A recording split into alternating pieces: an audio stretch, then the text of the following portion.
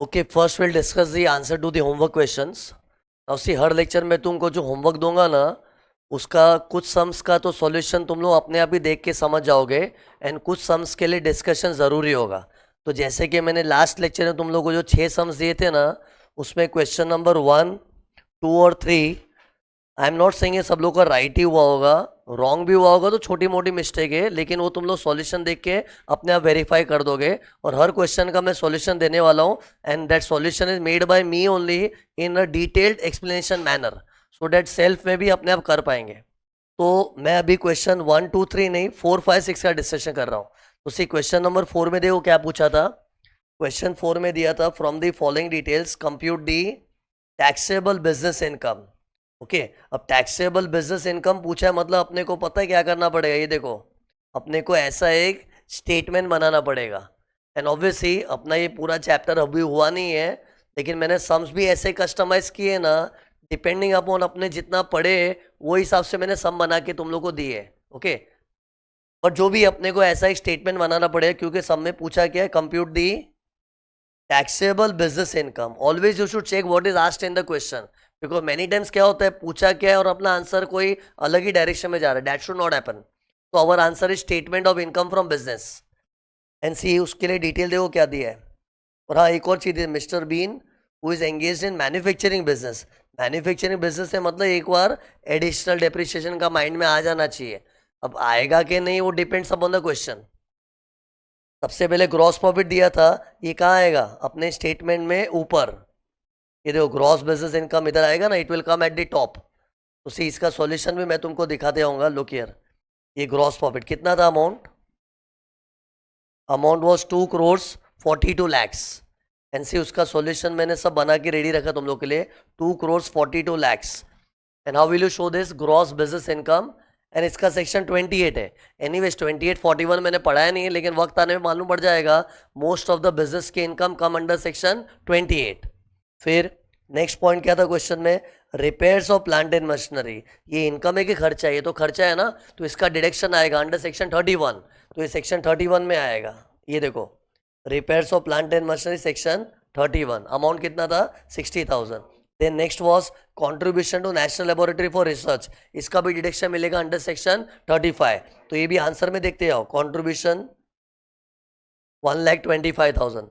Bracket में देखो मैंने सेक्शन लिखा, सेक्शन 35. ये सब सॉल्यूशन में शेयर करूंगा तुम लोग के साथ.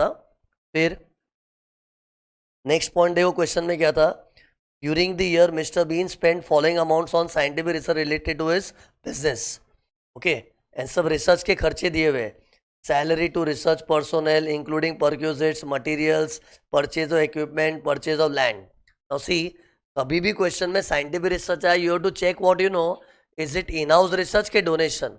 सी मैं जैसा तुमको चार्ट दिया हूँ ना, जैसा अपना चार्ट वैसे अपनी सोच, तो वैसे ही सोचने का. तो ये चेक करो, ये इन हाउस रिसर्च है कि donation, in house research. And उसको भी चेक करो, is it during the course के before commencement. Is it during the course और before commencement. During the course से बिफोर कमेंसमेंट हुआ तो बताएंगे ना कि बिजनेस शुरू होने के पहले रिसर्च हुई थी. ऐसा तो कहीं लिखा नहीं है. तो डैट मीन्स बिजनेस चल रहा है, साथ साथ रिसर्च हो रही है. और research during the course of business में सब कुछ अलाउड है एक्सेप्ट लैंड. और इधर कितने लोग मालूम है गलती क्या करते, परक्यूजिट्स लिखा है, परक्यूजिट सर ने मना किया था, ये गड़बड़ करके आते. लेकिन से परक्यूजिट मैंने मना कब किया था, for research expense done before commencement of business. और ये बताओ बिफोर कमेंसमेंट ऑफ बिजनेस किस एंगल से लग रहा है, ऐसा लिखा ही नहीं है ना. अरे वो होगा तो बताना पड़ेगा. So this is a research expenditure, कुछ नहीं दिया तो it is during the course of business. Everything is allowed except cost of land. तो ये देखो, इधर कॉस्ट ऑफ लैंड दिया था ना, ये नॉट अलाउड है, बाकी सब अलाउड है. कोई बोले इंक्लूडिंग परक्यूजिट है, yes with perquisites allowed, everything is allowed. Okay, क्योंकि during the course of business था. तो सी अपना टोटल डिडक्शन कितना मिलेगा, लैंड को अगर छोड़ दो तो 30 lakhs, 18 लाख और ये 14 लाख, टोटल कितना हो गया, 62 lakhs. 62 lakhs हो गया. ओके, तो आंसर में देख लो ना, expenditure on in house research 62 lakhs. और ये कैसे आया उसका मैंने नोट बनाया है. तो ये सब सॉल्यूशन मैंने खुद अपने हाथों से टाइप किया है, ताकि एक स्टूडेंट को एकदम बेस्ट सॉल्यूशन दे सकूं. ओके, तो तुम लोग को देख के अभी भले तुम लोग खुद ट्राई करते हो तो थोड़ा बहुत आगे पीछे होगा, लेकिन बाद में सॉल्यूशन देख के सीखो कि कैसे करना चाहिए अपने को। एंड सी, अगर हर सम में डायरेक्टली तुम लोग को ऐसे सॉल्व कराते होंगे, वैल्यू नहीं है ना उसका। First you should try and then I will discuss. अपना यही स्ट्रैटेजी होगा, कुछ भी सम होगा ना, पहले मैं तुम लोग से ट्राई कराऊंगा and then I will discuss. और ये सब मैंने डिस्कस क्योंकि मुझे मालूम है तुम लोग गड़बड़ कहाँ करोगे। ये परक्यूजिट में लफड़ा मारते ही है सब लोग, तो इधर परक्यूजिट्स को भी लेना है because it is research during the course of business. फिर नेक्स्ट क्या था पॉइंट क्वेश्चन में, तो ये भी अच्छा पॉइंट था। WDV of the block of plant and machine 14224 was 94 lakhs। ये WDV वगैरह दिया मतलब डेप्रिसिएशन कैलकुलेट करने के लिए, और दिस इज ऑन 1424 मतलब ओपनिंग WDV। फिर on 16th October 24 Mr. Bean purchased a new machinery costing 30 lakhs। New machine purchase किया तो ब्लॉक में ऐड हो जाएगा। और कब परचेज किया? 16 अक्टूबर, मतलब 3 अक्टूबर के बाद है। और 3 अक्टूबर के बाद मतलब less than 180 days, half year आ जाएगा। लेकिन सी, मशीन खरीदने के लिए अपने को सब्सिडी मिला था कितना? 8 lakhs। तो ये मशीन की कॉस्ट में से लेस हो जाएगा। फिर amount spend on trial run. Trial run मतलब मशीन को हमने उसका ट्रायल किया था, टेस्टिंग किया था, तो इसका क्या आएगा effect? Add to the cost. क्योंकि सी, कोई भी खर्चा एसेट को पुट टू यूज करने के पहले होता है ना, वो सब कैपिटलाइज ही होता है। Every expenditure incurred up to the date of put to use. और मुझे कैसे मालूम है पुट टू यूज के पहले? ऑब्वियसली टेस्टिंग वेस्टिंग तो हम लोग एक्चुअल उसका पुट टू यूज करेंगे उसके पहले ही होता है ना। हम लोग भी कोई नई मशीन लेंगे तो टेस्टिंग वेस्टिंग तो स्टार्टिंग में हो जाता है, एंड फिर अगर अपने को पसंद आती है तो उसको पुट टू यूज करते हैं। तो since this is an expenditure before put to use, तो मशीन की कॉस्ट में ही जुड़ जाएगा इंसिडेंटल एक्सपेंस की तरह। और ये सब हम लोग सेक्शन 43(1) का ज्ञान लगा रहे हैं, 43(1). तो ये ऐड टू द कॉस्ट हो जाएगा, amount spend on trial run. फिर ही परचेज अनदर मशीनरी, एक और मशीन लिए तो ये भी ब्लॉक में ऐड हो जाएगा। लेकिन ये कब लिया था? 18 अगस्त, मतलब 3 अक्टूबर के पहले। तो 180 डेज और मोर, तो फुल ईयर डेप्रिसिएशन आएगा। लेकिन ये क्या लिखा? This machinery was previously used by Raghav. Raghav कौन है? होगा कोई भी, हम लोग तो मिस्टर बीन है ना। लेकिन ये मशीन पहले कोई राघव जैसे इंसान ने यूज की थी, लेकिन अपने लिए सेकेंड हैंड होगी ना। फिर since it was previously used by someone, so for us it is a second hand plant and machinery।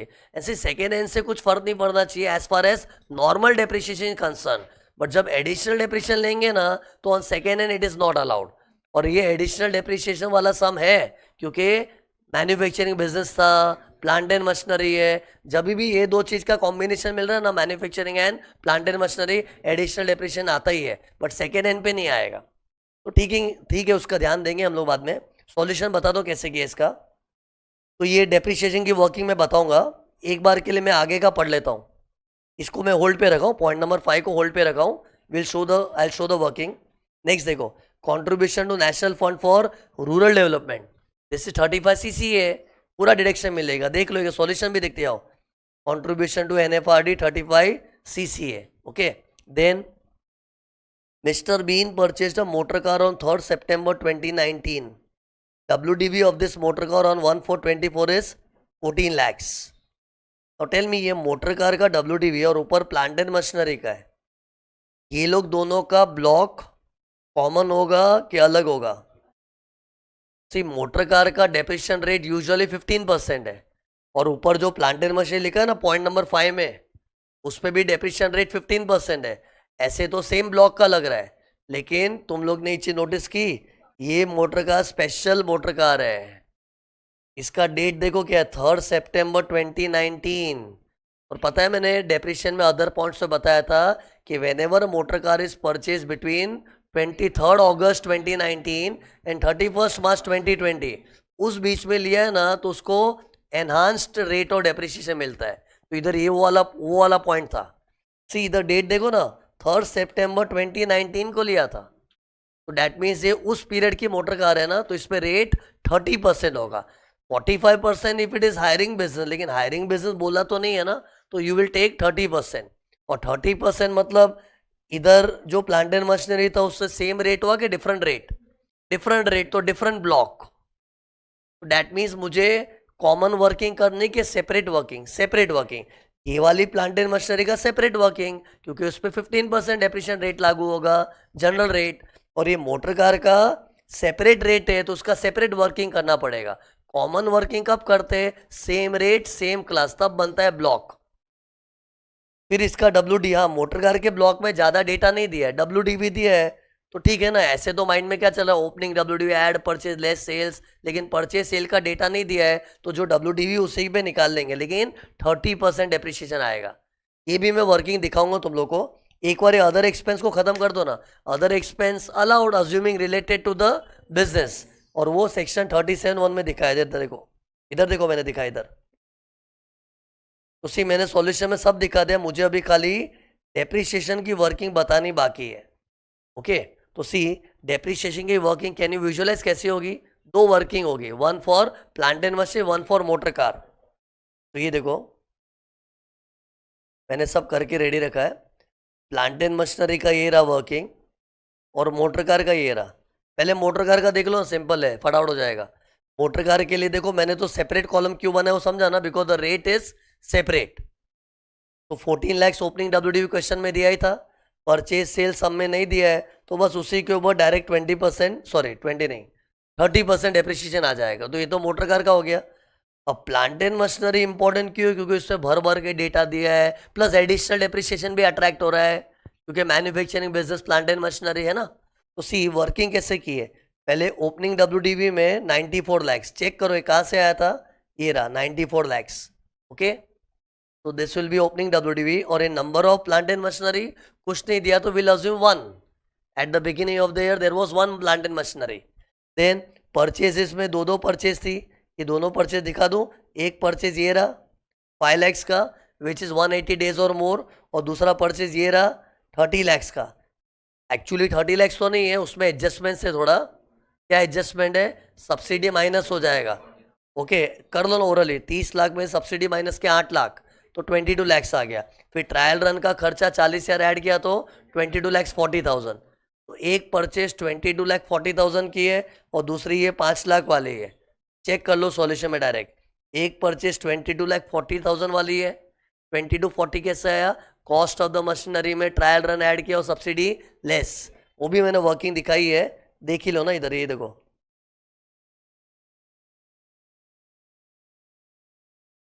30 lakhs trial run expense add subsidy less. Okay, और दूसरा वाला तो स्ट्रेट फॉरवर्ड 5 लैक्स का कॉस्ट दिया था। और प्रेजेंटेशन देख रहे हो कैसे किया है? सी पहले तुम लोग खुद करो, फिर बाद में देखोगे, मालूम पड़ेगा कि मेरी कमी क्या है। You can rectify your self. Okay,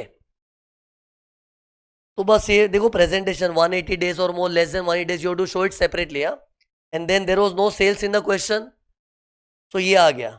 and last में नंबर ऑफ एसेट्स कॉलम में देखने का, यहाँ पर अपने को एक बार मनी मन गाना गा लेना चाहिए, ऑल सोल्ड के some sold, some sold, in fact nothing is sold, sold है नहीं ना कुछ, बट ये इस स्टेज पे मन में गाना आना चाहिए, all sold, some sold, positive negative, सटक लॉस सटक जी, डेप्रिसिएशन सटक जी। तो ये ऑल सोल्ड है, सम सोल्ड जैसा हो गया, एंड पॉजिटिव बैलेंस है तो डेप्रिसिएशन आएगा।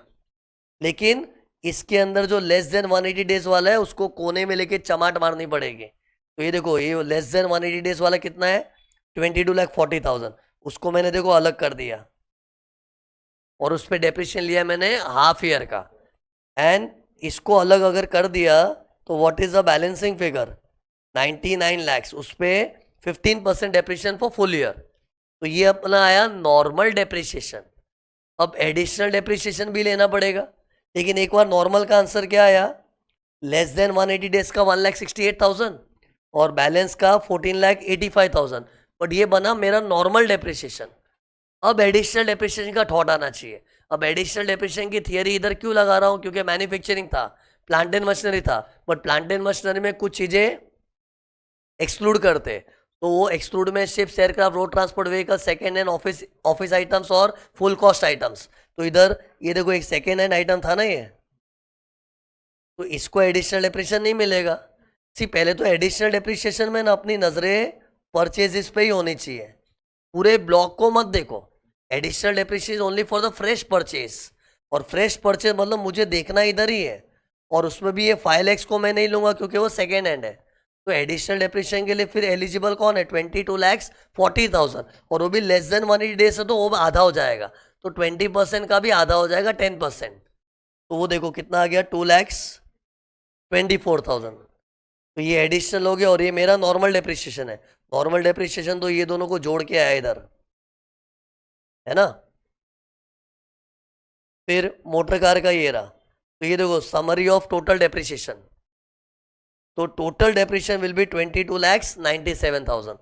ये जाएगा अपने मेन आंसर में, ये देखो that's it. And income from business will be 1,31,98,000, ये अपना फाइनल इनकम फ्रॉम बिजनेस है।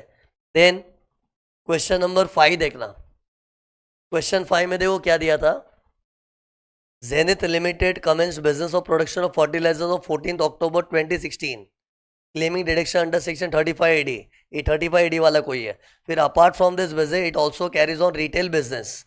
मतलब ये देखो एसएससी के दो बिजनेस है, एक 35AD वाला है और एक नॉर्मल बिजनेस है।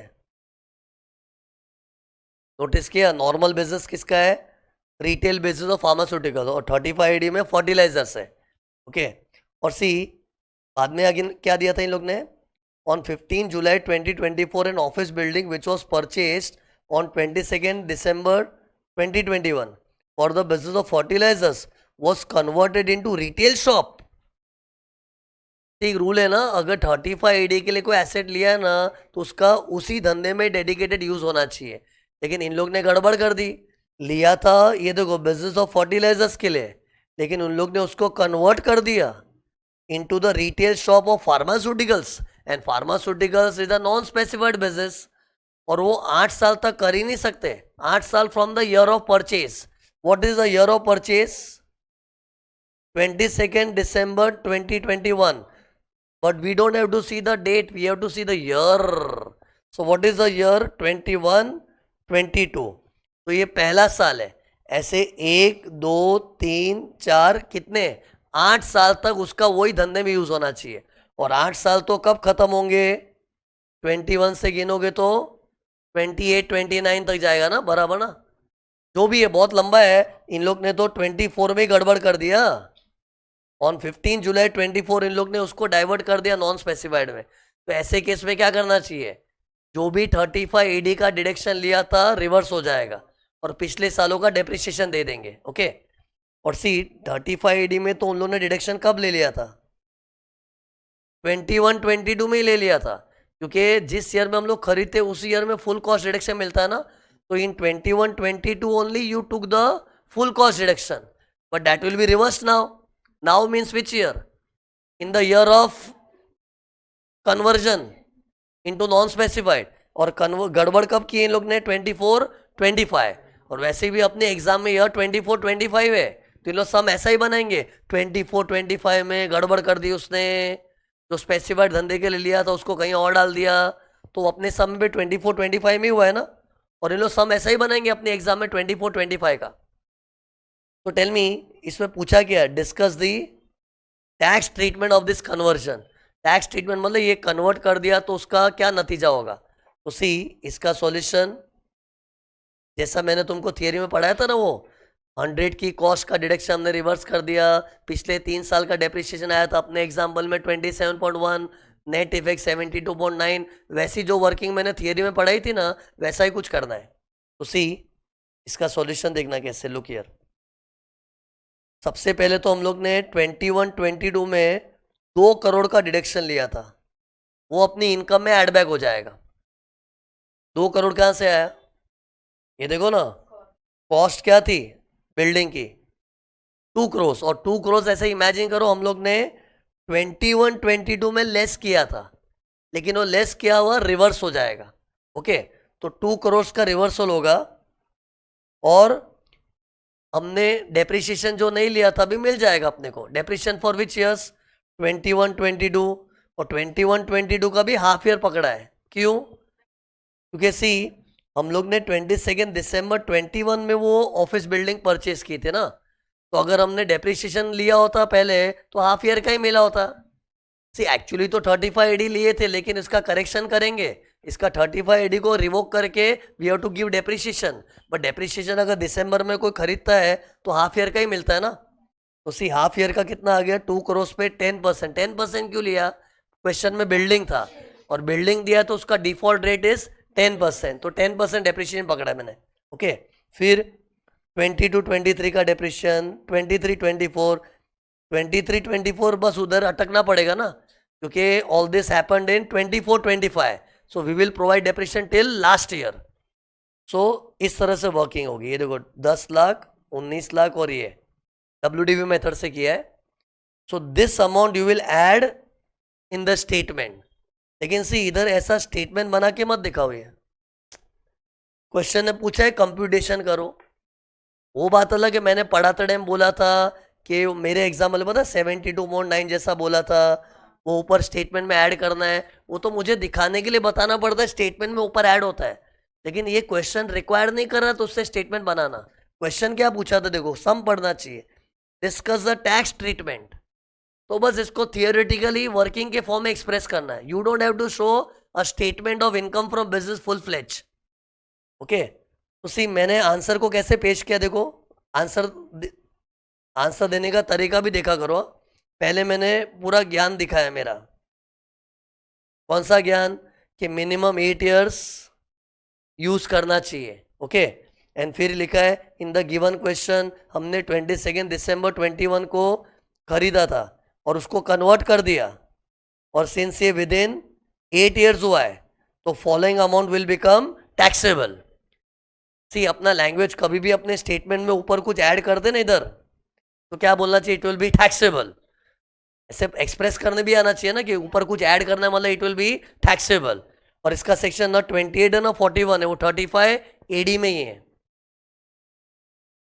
तो बस फिर बाद में ये वर्किंग दिखा दी, तो this is the final answer. तो ये था अपना क्वेश्चन नंबर 5। देन क्वेश्चन 6 भी देख लो। एनसी मैंने ये जो सम्स बनाया ना वो इस तरह से, मतलब मैं जो बच्चों को थियरी में पढ़ा रहा हूँ ना उसका एप्लीकेशन सम्स में अपने आप कवर हो जाता है। और अपना previous lecture as you know it was mainly on 35AD, तो 35AD के तो दो सम है इसमें। ये देखो ये भी 35AD का पढ़ो। डिजेबल limited is engage in the business of production of semiconductor wafer. Wafer माने सिलिकॉन चिप्स होती है, वो बना रहे इन लोग। एंड फिर company started setting up the business on 1 June 2017 and commence the operation on 15 May 20। मतलब सेटिंग अप 17 में चालू किया था और ऑपरेशंस 20 में।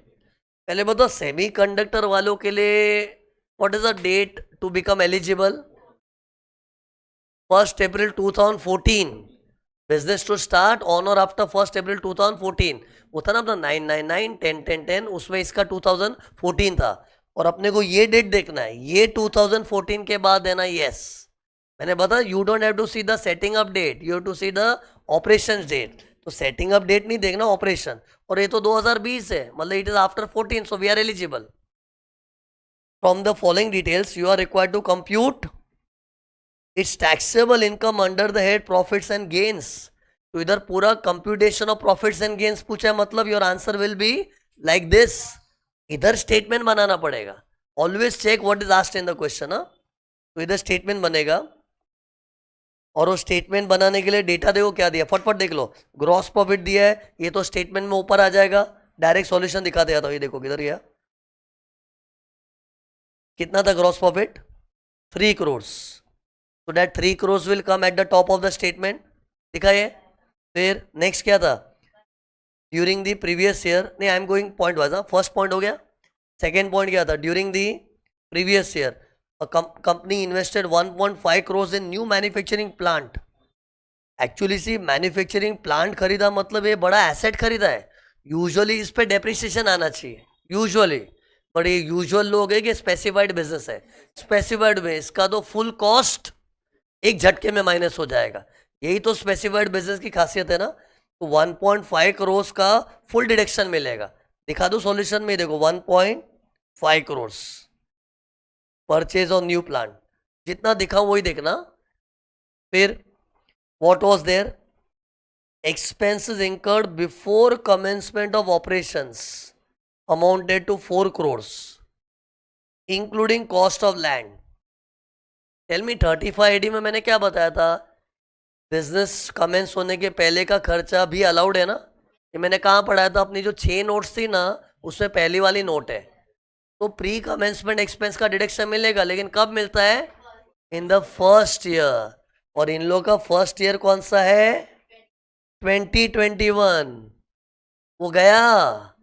और अभी हम लोग स्टेटमेंट बना रहे वो 24-25 का।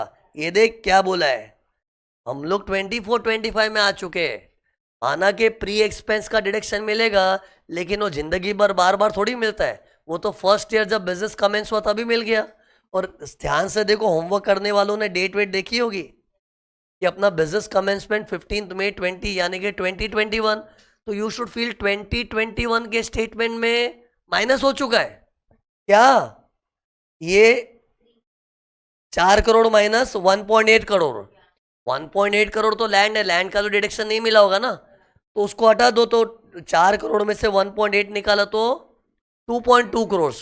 ये अमाउंट हम लोग ऑलरेडी माइनस कर चुके इन 2021। तो now you don't have to consider it, because now we are preparing statement for 24-25, उसमें उसका इफेक्ट नहीं आएगा। तो ये इन शॉर्ट इग्नोर हो जाएगा। देखो इसका मैंने सॉल्यूशन में नोट कैसे लिखा है, पढ़ लो ना एक बार, लिखा है तो तुम लोग पढ़ भी लो। Pre commencement expense are ignored as a deduction is already claimed in previous year 2021. Then machinery purchased during 21-22 at a cost of 60 lakhs was sold in 24. तो सी मेन इन लोग क्या बता रहे हैं, 21-22 में तो खरीदा था, वो तो चलो पुरानी बात हो गई, उस वक्त हमने फुल कॉस्ट का डिडक्शन भी ले लिया होगा। अभी क्या हुआ है, उसको बेचा है अभी, क्योंकि ये देखो डेट क्या दिया, 14 अक्टूबर 24, यानी कि our year, what is our year, 24-25। तो टेल मी सेल का इफेक्ट क्या आता है, फुल सेल प्राइस इनकम में ऐड हो जाएगा।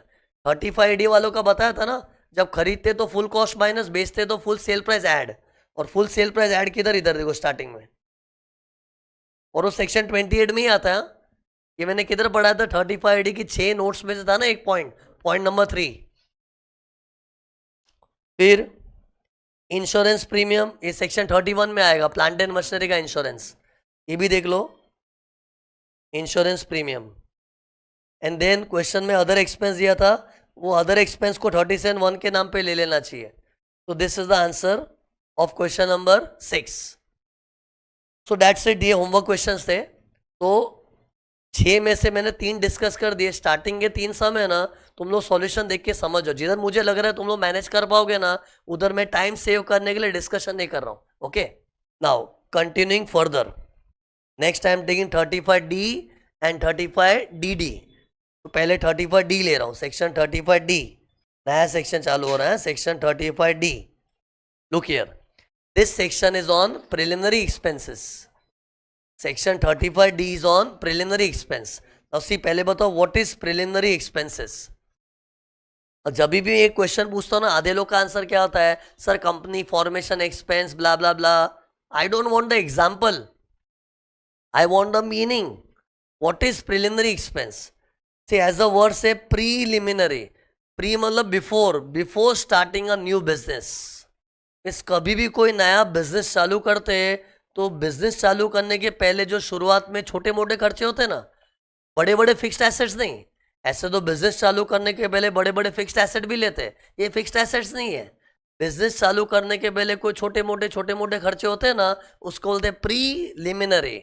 ओके, और सी कितने लोग को लगता है कि कोई नई कंपनी स्टार्ट होती है तभी है, it's not necessary, it can be a पुरानी कंपनी ऑल्सो। कोई पुरानी कंपनी को भी प्रिलिमिनरी एक्सपेंस इंकर करना पड़ सकता है अगर उन लोग ने कोई नया धंधा चालू किया तो। It is not before starting a company, it is before starting a business. जैसे रिलायंस तो बहुत पुरानी कंपनी है, अगर उन लोग कोचिंग क्लास का धंधा चालू कर देंगे तो कोचिंग क्लास का धंधा उन लोग के लिए नया है।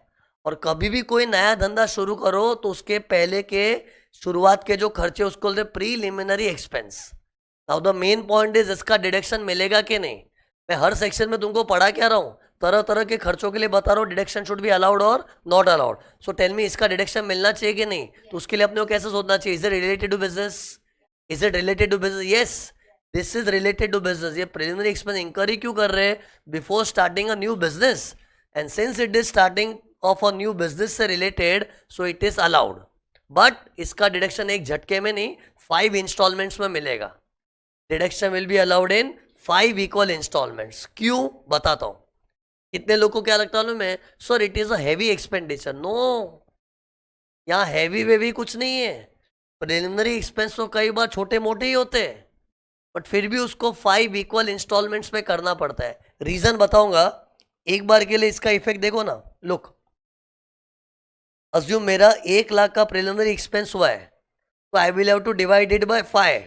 तो डिवाइड बाय 5 कितना आया, बोलो? 20,000. तो ये देखो, हर साल स्टेटमेंट में देख, तो हर साल स्टेटमेंट में 20-20. उसी इसका लॉजिक ये है कि प्रिलिमिनरी एक्सपेंस हम लोग कब इंकर करते हैं, जब कोई नया बिजनेस चालू हो रहा है. और पता है, कभी भी कोई नई चीज मार्केट में आती है ना, तो उसका नयापन, उसका असर मार्केट में ऑन एन एवरेज 5 साल रहता है. सी, नई चीज का नयापन तो रहता ही है ना. ऐसे थोड़ी कोई नई चीज आई और तुरंत कॉमन हो गई. जैसे फॉर एग्जाम्पल, मोबाइल जब नया नया आया था, ऐसे नहीं कि एक ही साल में कॉमन हो गया था. 4-5 साल मार्केट में, इनफैक्ट 5-10 साल के लिए ऐसा था, क्या चीज़ है यार मोबाइल. सी, तुम लोग को उसकी वैल्यू नहीं, क्योंकि तुम लोग तो पैदा होते ही मोबाइल देखे हो. लेकिन हम लोग को पूछो ना, हम लोग ने तो लैंडलाइन टेलीफोन का ज़माना देखा है. और जब हम लोग के सामने मोबाइल जैसा प्रोडक्ट आया था ना, एक अजूबा था. और वो ऐसे नहीं कि एक साल में कॉमन हो गया था. 5-6 साल तक ऐसा लगा, क्या चीज़ है यार, क्या चीज़ है. लेकिन अभी नॉर्मल लगता है. मोबाइल है तो क्या है, झाड़ू वाले के पास भी मोबाइल है, सबके पास मोबाइल है. Now it's normal. But now it's normal ना. बट स्टार्टिंग के 5-10 साल तक उसका एक इम्पैक्ट था. वाह क्या चीज़ है, वाह क्या चीज़ है. तो दिस शोज वॉट, कि कभी भी कोई नई चीज़ आती है ना मार्केट में, तो उसका नयापन कुछ सालों तक रहता है. हाँ, किसी का असर 10 साल रहता है, किसी का 6 साल रहता है, लेकिन ऑन एन एवरेज गवर्नमेंट मानती है 5 साल. तो वो सोच के 5 साल रखा है, क्योंकि नई चीज है ना. भले उसके पीछे खर्चा छोटा मोटा हुआ हो, प्रिलिमिनरी एक्सपेंस की साइज बड़ी नहीं होती है, छोटे मोटे ही होते हैं. लेकिन इट इज इन व्हाट सिलसिला, it is for starting something new. और न्यू मतलब it will remain new for some years, and some मतलब 5 ईयर्स. इसलिए उसको हम लोग है ना एक शॉट में माइनस नहीं करते, because it is not a routine expense, it is for starting something new. That's why we spread it over 5 years. Anyways, accounts में भी हम लोग वही करते हैं, उसको धीरे धीरे राइट ऑफ करते हैं. लेकिन अकाउंट्स में 5 ईयर्स का रूल नहीं है. It depends upon your accounting policy. But income tax तो लॉ है ना, सबके लिए एक समान होना चाहिए 5 ईयर्स. तो एक चीज फिक्स हो गई कि इसका डिडक्शन 5 किस्तों में मिलेगा. अब इसमें एक लिमिट है, इसमें एक लिमिट है. See what is the limit, look here, read. Maximum 5% of the cost of project. इससे ज्यादा डिडक्शन नहीं मिलेगा. Maximum 5% of the cost of project. Limit क्यों रखी बताऊंगा. पहले लिमिट कैसे ऑपरेट होती समझ लो ना. ये क्या लिखा है, cost of project. You know what is cost of project. हम लोग ने जो नया बिजनेस स्टार्ट किया है, उसमें जो फिक्स्ड एसेट्स लगते हैं ना, उसकी कॉस्ट को बोलते हैं कॉस्ट ऑफ प्रोजेक्ट. और इसे मैं कैजुअली नहीं बता रहा हूं, लॉ में डेफिनेशन दिया है. Cost of project would mean the cost of fixed assets required for the new project. और ये न्यू प्रोजेक्ट मैं बार बार बोल रहा हूं ना, न्यू प्रोजेक्ट मतलब न्यू बिजनेस. और प्रिलिमिनरी एक्सपेंस इंकर ही कब होता है, जब कोई नया धंधा चालू कर रहे हैं. अब नए धंधे को न्यू बिजनेस बोलो कि न्यू प्रोजेक्ट बोलो, लेकिन उस नए धंधे में फिक्स्ड एसेट लगे होंगे, उसकी कॉस्ट को बोलते हैं कॉस्ट ऑफ प्रोजेक्ट. जैसे फॉर एग्जांपल, तुम लोग सीए बनने के बाद कोचिंग क्लास चालू करने का सोचो, तो तुमको क्या क्या फिक्स्ड एसेट लगेंगे. जगह लगेगी, बेंचेस लगेगी, projector, camera, iPad, computer, air condition, तो फिक्स्ड एसेट्स है. तो उसको टोटल करोगे तो मालूम पड़ेगा कॉस्ट ऑफ प्रोजेक्ट है. तो सी, लेट्स अज्यूम अपना cost of project is 15 lakhs. मैंने अपने मन से कुछ भी लिया, वो तो क्वेश्चन में देंगे ना. तो मान लो कि 15 लाख मेरा कॉस्ट ऑफ प्रोजेक्ट है, तो उसका 5% कितना हो गया, 75,000. मतलब मैक्सिमम मुझे 75,000 का ही डिडक्शन मिलेगा. लेकिन असेसी बोलेगा नहीं, मैंने तो 1 लाख का खर्चा किया है. तो गवर्नमेंट बोले कर ना, तू 2 लाख कर. लिमिट मतलब लिमिट, उससे ज्यादा नहीं मिल सकता है. और तेरी लिमिट है 75,000, तो तुझे 75,000 नहीं मिलेगा. तो लुक हियर, ये जो मेरा 1 लाख का मैं शो कर रहा हूँ ना, इतना मैं क्लेम नहीं कर पाऊंगा क्योंकि मुझे लिमिट आड़े आ गई और मेरी लिमिट के हिसाब से मुझे सिर्फ 75,000 ही मिलेगा। तो टेल मी 75,000 हो गया तो अकॉर्डिंगली डिवाइड बाय 5 अमाउंट भी चेंज हो जाएगा। करो 75,000 डिवाइड बाय 5। सी पहले मैंने 1 लाख को किया था क्योंकि पहले मैंने लिमिट इंट्रोड्यूस नहीं की थी ना, लेकिन अब जब लिमिट का नॉलेज आ गया है तो you have to take the limited amount का डिवाइड बाय 5। तो डिवाइड बाय 5 कितना आया? 15,000। तो ये देखो, ये जो मैंने मस्त में 20,000 20,000 20,000 लिया ना, ये सबको मैंने कट कर दिया। उसकी जगह पे क्या आएगा? 15,000। मतलब हर साल मुझे 15,000 का डिडक्शन मिलेगा। अब ऐसे में एक स्टूडेंट को डाउट आना चाहिए, सर लिमिट क्यों रखी है?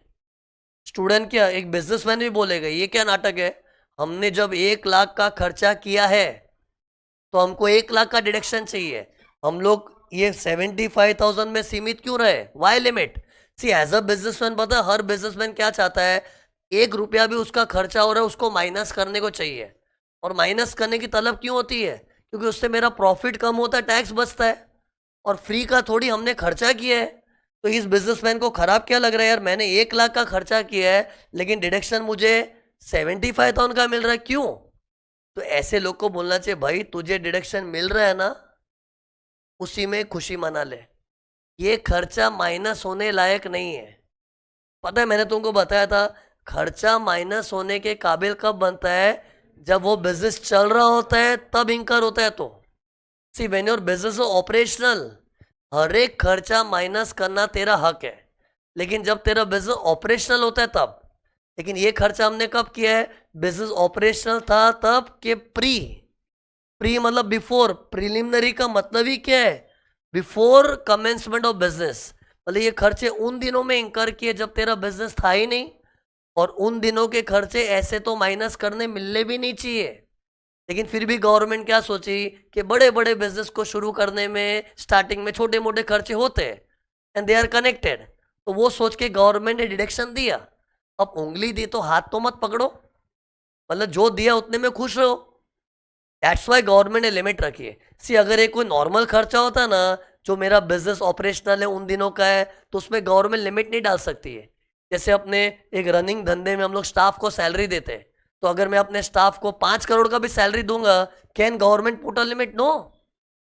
सी when the business is going on, all the expense you can हक से minus, and their government cannot put the limit, but your government is putting the limit because government knows कि ये खर्चा तो minus भी नहीं होना चाहिए, फिर भी हम दे रहे हैं ना तो लिमिट तक ही देंगे। एंड गवर्नमेंट को लगता है कि this is reasonable. Actually see preliminary expense कितना होना चाहिए, that depends upon the size of project. जैसे मेरा प्रोजेक्ट छोटा सा है कि मुझे कोचिंग क्लास मुंबई सिटी के अंदर ही डालना है, इट्स अ स्मॉल प्रोजेक्ट, तो उसकी शुरुआत छोटे में हो जाएगी। लेकिन मुझे कोचिंग क्लास पूरे भारत में डालना है, भारत के कोने कोने में मेरी कोचिंग क्लास होगी, पटना, बिहार, कानपुर, चेन्नई, केरला, हर जगह कोचिंग क्लास डालूंगा, तो मेरा प्रोजेक्ट बड़ा है। और बड़ा प्रोजेक्ट तो शुरुआत भी बड़े वे में होगी, इसलिए तो गवर्नमेंट ने देखो प्रोजेक्ट की साइज से लिंक किया है। अरे मतलब गवर्नमेंट की थिंकिंग क्या है, depending upon the size of the project we can जज व्हाट इज रीजनेबल। अगर तू कहता है नहीं मेरा प्रोजेक्ट तो बहुत बड़ा है, बहुत धूमधाम से पूरे भारत में धंधा लॉन्च कर रहा हूं, तो ठीक है तेरा कॉस्ट ऑफ प्रोजेक्ट बड़ा आ जाएगा ना, तो लिमिट तेरी अपने आप बढ़ जाएगी। छोटा प्रोजेक्ट छोटी लिमिट, बड़ा प्रोजेक्ट बड़ी लिमिट, वो गवर्नमेंट की थिंकिंग है। लेकिन लिमिट तक ही डिडक्शन मिलेगा। बट सी लिमिट का मतलब क्या है, उससे ज़्यादा नहीं हो सकता। कम हो तो कम ही लो, ज़्यादा हो तो लिमिट में रहो। ये डायलॉग में अक्सर बोला करो, रट लो तुम लोग। कभी भी लिमिट होती है तो लिमिट का मतलब क्या है, उससे ज़्यादा नहीं हो सकता है। कम हो तो कम ही लो, ज़्यादा हो तो लिमिट में रहो। इधर क्या था, ज़्यादा हो गया था तो लिमिट में रहो। लेकिन अगर कम होता तो, जैसे मान लो प्रिलिमिनरी एक्सपेंस का मेरा खर्चा खाली 12,000 ही होता, यही एग्जाम्पल में 12,000 होता तो खर कम है ना, फिर गवर्नमेंट थोड़ी बोले नहीं 75,000 तो ले ही ले। अरे क्या ले, अगर खर्चा ही 12,000 है तो 12,000 ही लेना पड़ेगा। 12,000 डिवाइड बाय 5, मैं answer will be different. In short limit means उससे ज़्यादा नहीं हो सकता, कम हो तो कम लो। और ये जो मैं बोला ना हिंदी में, कम हो तो कम ही लो, ज़्यादा हो तो लिमिट में रहो, इसको इंग्लिश में बोलते हैं which ever is less, which ever is less. ये देखो बातों बातों में फॉर्मूला बन गया, दिख रहा है formula, which ever is less. एक तो मेरा एक्चुअल एक्सपेंस है जो मैंने 1 लाख अज्यूम किया था इधर, और दूसरा क्या है, लिमिट। और लिमिट कैसे ऑपरेट होती है, 5% of cost of project. And फिर ये एरो का मतलब समझ था ना, एरो नीचे जा रहा है मतलब विच एवर इज लेस, फिर उसको डिवाइड बाय 5 तो करना ही पड़ेगा ना। तो मतलब ये फॉर्मूला बना दिया। ऐसे फॉर्मूला की जरूरत नहीं, बुद्धि लड़ाओ ना, एक लिमिट तक मिलेगा, कम होगा तो कम लेंगे, ज्यादा होगा तो लिमिट में रहेंगे, लेकिन उसको हम लोग फॉर्मूला में बोलते हैं तो विच एवर इज लेस हो जाता है, and then divided by 5। And what about cost of project, ये क्वेश्चन में देंगे, लेकिन कई बार है ना इन लोग कॉस्ट ऑफ प्रोजेक्ट देते नहीं है, और स्टूडेंट उधर ही टेंशन में आ जाते हैं, कॉस्ट ऑफ प्रोजेक्ट नहीं दिया, मैं तो अटक गया, अरे क्या हो गया, नहीं दिया तो जाने देना, फिर तो जो एक्चुअल एक्सपेंस दिया है ना अपने को उसी को डिवाइड बाय 5 कर देना। अगर कॉस्ट ऑफ प्रोजेक्ट दिया है तो 5% निकाल and do which is less. Now see, अगर कंपनी होता है ना कोई जो प्रिलिमिनरी एक्सपेंस इंकर करता है, कंपनी, आई मीन टू से नॉट अ प्रोपराइटर और a partnership firm, company, joint stock company, तो उन लोग को देखो एक अलग रूल दिया है। देखो इन लोग को बोला है तुम कैपिटल एम्प्लॉयड का 5% लोगे तो भी चलेगा। For a company there is a special rule, what, you can take 5% of capital employed, or if you want 5% of cost of project, that is also fine, whatever you want you take, but ये choice किसको दिया है, companies को। क्यों दिया है बताता हूं, पहले मुझे बताना पड़ेगा कैपिटल एम्प्लॉयड क्या होता है। कैपिटल एम्प्लॉयड वर्ड को हम लोग अपने मन से कुछ भी इंटरप्रेट नहीं कर सकते, इधर लॉ में डेफिनेशन दिया है, पता है क्या दिया है, share capital plus debentures plus long term loans required for the new project. जैसे हम लोग कोई नया धंधा चालू करते हैं, उसके लिए शेयर इशू किया होगा, डिबेंचर इशू किया होगा, लॉन्ग टर्म लोन्स लिए होंगे, इन तीनों का total is called capital employed. और ये प्रिसाइज, ये 3 चीज ये रट लो, share capital plus debentures plus long term loans. और शेयर कैपिटल मतलब पूरे कंपनी का शेयर कैपिटल नहीं, फॉर द न्यू प्रोजेक्ट जो शेयर इशू हुआ है। जैसे रिलायंस वाले अगर कोचिंग क्लास का धंधा चालू करते हैं तो रिलायंस का ऑलरेडी भी तो शेयर कैपिटल होगा, वो नहीं देखना है, वो कोचिंग क्लास के वेंचर के लिए कितना शेयर इशू किया वो, plus debentures plus long term loan, that becomes capital employed. तो सी लुक हियर, ये वाला बैलेंस शीट देखो, इधर मैं तुमको कुछ कन्विंस कर पाऊंगा। Look here, let's assume Reliance वालों ने कोचिंग क्लास का धंधा चालू करने का सोचा है, और उसमें उन लोग को 100 करोड़ के फिक्स्ड एसेट लगेंगे। ये क्या लिखा है, एफए मतलब fixed asset, they will require 100 crore के फिक्स्ड एसेट। तो ये कॉस्ट ऑफ प्रोजेक्ट हो गया। कॉस्ट ऑफ प्रोजेक्ट का मतलब ही क्या है, cost of fixed asset required for the new project. And ये 100 करोड़ इन लोग ने मार्केट से कैसे उठाया, 50 करोड़ का शेयर इशू किया, 30 करोड़ के डिवेंचर इशू किए, 30 करोड़ का लॉन्ग टर्म लोन रेस किया है। तो एक्चुअली इन लोग ने मार्केट से कितना उठाया, ऐड करो ना एक बार, 110। लेकिन उन लोग को तो 100 करोड़ चाहिए था। होता है ना बड़े बड़े धंधे में हम लोग पैसा एकदम कट टू कट नहीं उठाते, चाहिए था 100 करोड़, लेकिन फिर भी हमने सेफ्टी के लिए थोड़ा मार्केट से ज्यादा रेस कर लिया। मतलब this shows there is a difference between cost of project and capital employed, okay. And if there is a difference you can choose what you want, and obviously given a choice I will choose the one which is higher. क्यों, क्योंकि बड़ा amount लूंगा तो उसका 5% भी बड़ा आएगा, और मेरी लिमिट बढ़ेगी, डिडक्शन ज्यादा मिलेगा, प्रॉफिट कम, टैक्स कम, मजा आ जाएगा, ओके। इन शॉर्ट गवर्नमेंट ने पब्लिक को चॉइस दिया है कि आपको जो चाहिए ले लो, या तो कैपिटल एम्प्लॉयड या कॉस्ट ऑफ प्रोजेक्ट। बट अभी मेरे एग्जाम्पल को देखे रूल मत बना दो, सर कैपिटल एम्प्लॉयड ही लेना चाहिए ना, नॉट नेसेसरी। ये देखो मैं एग्जाम्पल चेंज करूं, इमेजिन ये अगर एक से ना, ये जो लॉन्ग टर्म लोन की अमाउंट अगर 10 करोड़ होती, तो अब मेरा कैपिटल एम्प्लॉयड कितना, ऐड कर, शेयर कैपिटल 50, डिवेंचर 30 और long term loan 10, now it is 90 crore. और प्रैक्टिकली भी हो सकता है, कंपनी ने क्या सोचा, हमको चाहिए तो 100 करोड़, लेकिन कुछ पैसे हमारे पास पहले से, उन लोगों ने मार्केट से खाली 90 करोड़ उठाया, तो कैपिटल एम्प्लॉयड बिकम 90 करोड़। तो अभी 90 करोड़ कम लग रहा है, तो हम लोग कॉस्ट ऑफ प्रोजेक्ट के हिसाब से 5% लेंगे। इन शॉर्ट से ये बैलेंस शीट के थ्रू मैं तुमको क्या बताना चाह रहा था कि कॉस्ट ऑफ प्रोजेक्ट और कैपिटल एम्प्लॉयड के अमाउंट में डिफरेंस आ सकता है, सेम भी हो सकता है।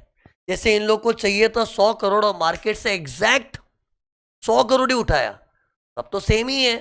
बट अगर डिफरेंस आया तो you can choose what you want, ये कानून में लिखा है। And obviously we will choose the one which is higher. और ये चॉइस खाली कंपनी को है। आज अगर कोई sole trader partnership form preliminary expense incur करता है ना, for them this choice is not there. Why? Because capital employed में शेयर कैपिटल है, और शेयर कैपिटल तो जॉइंट स्टॉक कंपनीज में होता है।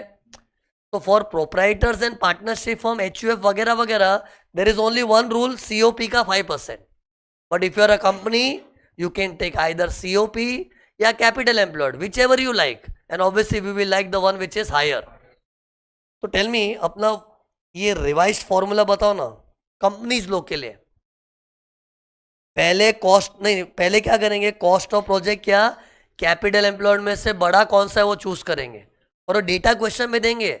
सी जब भी कोई थियरी चल रही हो तो इमेजिन करो क्वेश्चन में डेटा है, क्या डेटा दिया होगा? कॉस्ट ऑफ प्रोजेक्ट के लिए कॉस्ट ऑफ फिक्स्ड एसेट्स दिए होंगे, और कैपिटल एम्प्लॉयड के लिए क्या दिया होगा? Share capital, debenture, long term loan. Imagine करो सब दिया हुआ है। तो अपने क्या करेंगे, cost of project capital employed में जो बड़ा वाला है वो ले लेंगे, उसका 5% निकाल लिया, वो आगे लिमिट कंपेयर विद एक्चुअल, वो भी सम में दिया होगा। फिर विचर इज लोअर, फिर डिवाइड बाय 5, वो हर साल हम लोग स्टेटमेंट में माइनस करेंगे। फिर अपने एग्जाम में अपने 5-5 साल का स्टेटमेंट नहीं, एक ही साल का बनाएंगे, तो एक साल में जितना आता है उतना माइनस कर दो, है ना।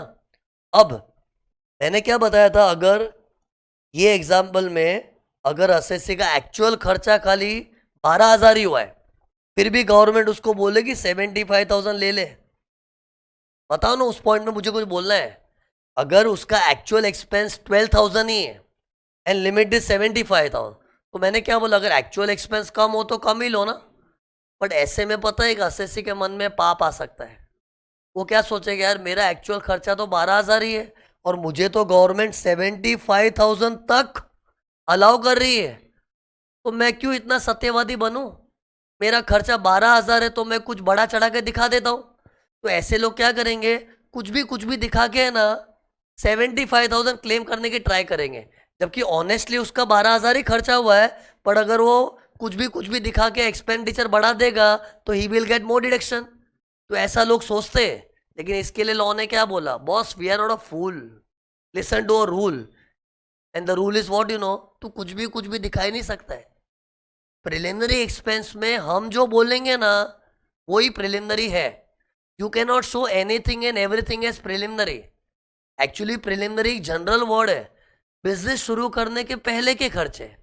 अब बिजनेस शुरू करने के पहले तो बहुत कुछ हो सकता है, लेकिन तू कुछ भी नहीं दिखा सकता है। There are only standard expenses which can be shown as preliminary. ये देखो कौन से है वो, इधर मैंने कीवर्ड बनाया है, खाली इन्हीं खर्चों को तुम प्रिलिमिनरी एक्सपेंस की तरह क्लेम कर सकते हो। और ऐसा कंट्रोल रहता है ना तो पब्लिक अपने मन से कुछ भी दिखा के प्रिलिमिनरी नहीं बोलेंगे। दिखाने में तो कोई ये भी बोल सकता है कि हमने जब नया बिजनेस चालू किया था ना, शुरुआत में बहुत धक्के खाए थे, ऑटो रिक्शा में भटकते थे, ट्रेन में भटकते थे, बहुत भटकने का भी खर्चा हुआ था। ऐसे तो कुछ भी दिखा देगा। एक्चुअली प्रिलिमिनरी है तो जनरल वर्ड ना, धंधा चालू करने के पहले। अब पहले तो कुछ भी होता है, लेकिन तुम कुछ भी दिखा नहीं सकते ना। क्या दिखा सकते, खाली यही खर्चे। और अभी तुमको इसका फुल फॉर्म बताऊंगा ना, तुमको एक एक खर्चे में ना ऐसा ऑथेंटिक प्रिलिमिनरी एक्सपेंस फील होगा ना, तुमको लगे हाँ यार प्रिलिमिनरी तो यही होते हैं। इन शॉर्ट नेक्स्ट पॉइंट मेरा क्या मालूम है, in the name of preliminary expense you can not show anything, you have to show only these expense. अब इसके कोडवर्ड को प्रोनाउंस कैसे करेंगे, पफ में डरसो। कीवर्ड ऐसे ही होते हैं, हमेशा कोई अच्छा वर्ड नहीं बनता, लेकिन जैसा वर्ड जितना फनी वर्ड है उतना याद रहता है। पफ में डरसो। अब देखो फुल फॉर्म देखना, P for project report. Project report बनाने का खर्चा you can show it as preliminary expense, मतलब गवर्नमेंट खाली इन्हीं खर्चों को अप्रूव करेगी। हाँ, पहले बताओ प्रोजेक्ट रिपोर्ट का खर्चा क्या होता है। प्रोजेक्ट रिपोर्ट पता है क्यों बनाते हैं, जैसे फॉर एग्जाम्पल लोग, मैं एक बहुत बड़ा बिजनेस स्टार्ट कर रहा हूँ और मुझे फाइनेंसर मिला है, और वो फाइनेंसर मुझे क्या बोल रहा है, देख शिरीष व्यास मैं तुझे फाइनेंस दूंगा लेकिन मुझे तेरे प्रोजेक्ट का रिपोर्ट बना के दे, क्योंकि जब तक उसको प्रोजेक्ट रिपोर्ट हाथ में नहीं मिलेगी ना, he will not have an idea कि किस तरह का धंधा कर रहा है शिरीष व्यास। ही वॉन्ट्स अ रिपोर्ट, और प्रोजेक्ट रिपोर्ट मतलब it is a details about my project. जैसे मैंने बता दिया, मेरा एक फैक्ट्री होगा चेन्नई में, एक होगा दिल्ली में, यहाँ एक रिटेल शॉप होगा, इसमें इतने पैसे लगेंगे, इतने इतने वर्कर्स लगेंगे, मतलब मेरा जो बिजनेस का प्रपोजल है ना, वो पूरा प्रोजेक्ट रिपोर्ट के फॉर्म में बनेगा। और ये पता है यूजुअली कौन मांगता है, फाइनेंसर। और फाइनेंसर लोग वो देख के ही फाइनेंस करते हैं, लेकिन वो प्रोजेक्ट रिपोर्ट बनाने के लिए भी खर्चा लग जाता है।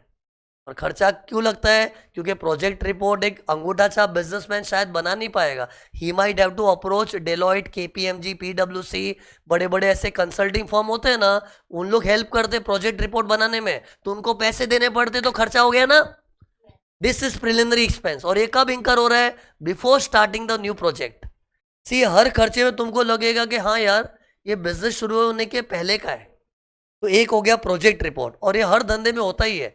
कभी भी बड़े बड़े बिजनेस में कोई फाइनेंसर होता है ना, you have to first make a proposal, a project report, which will help the financer to decide whether to finance or not.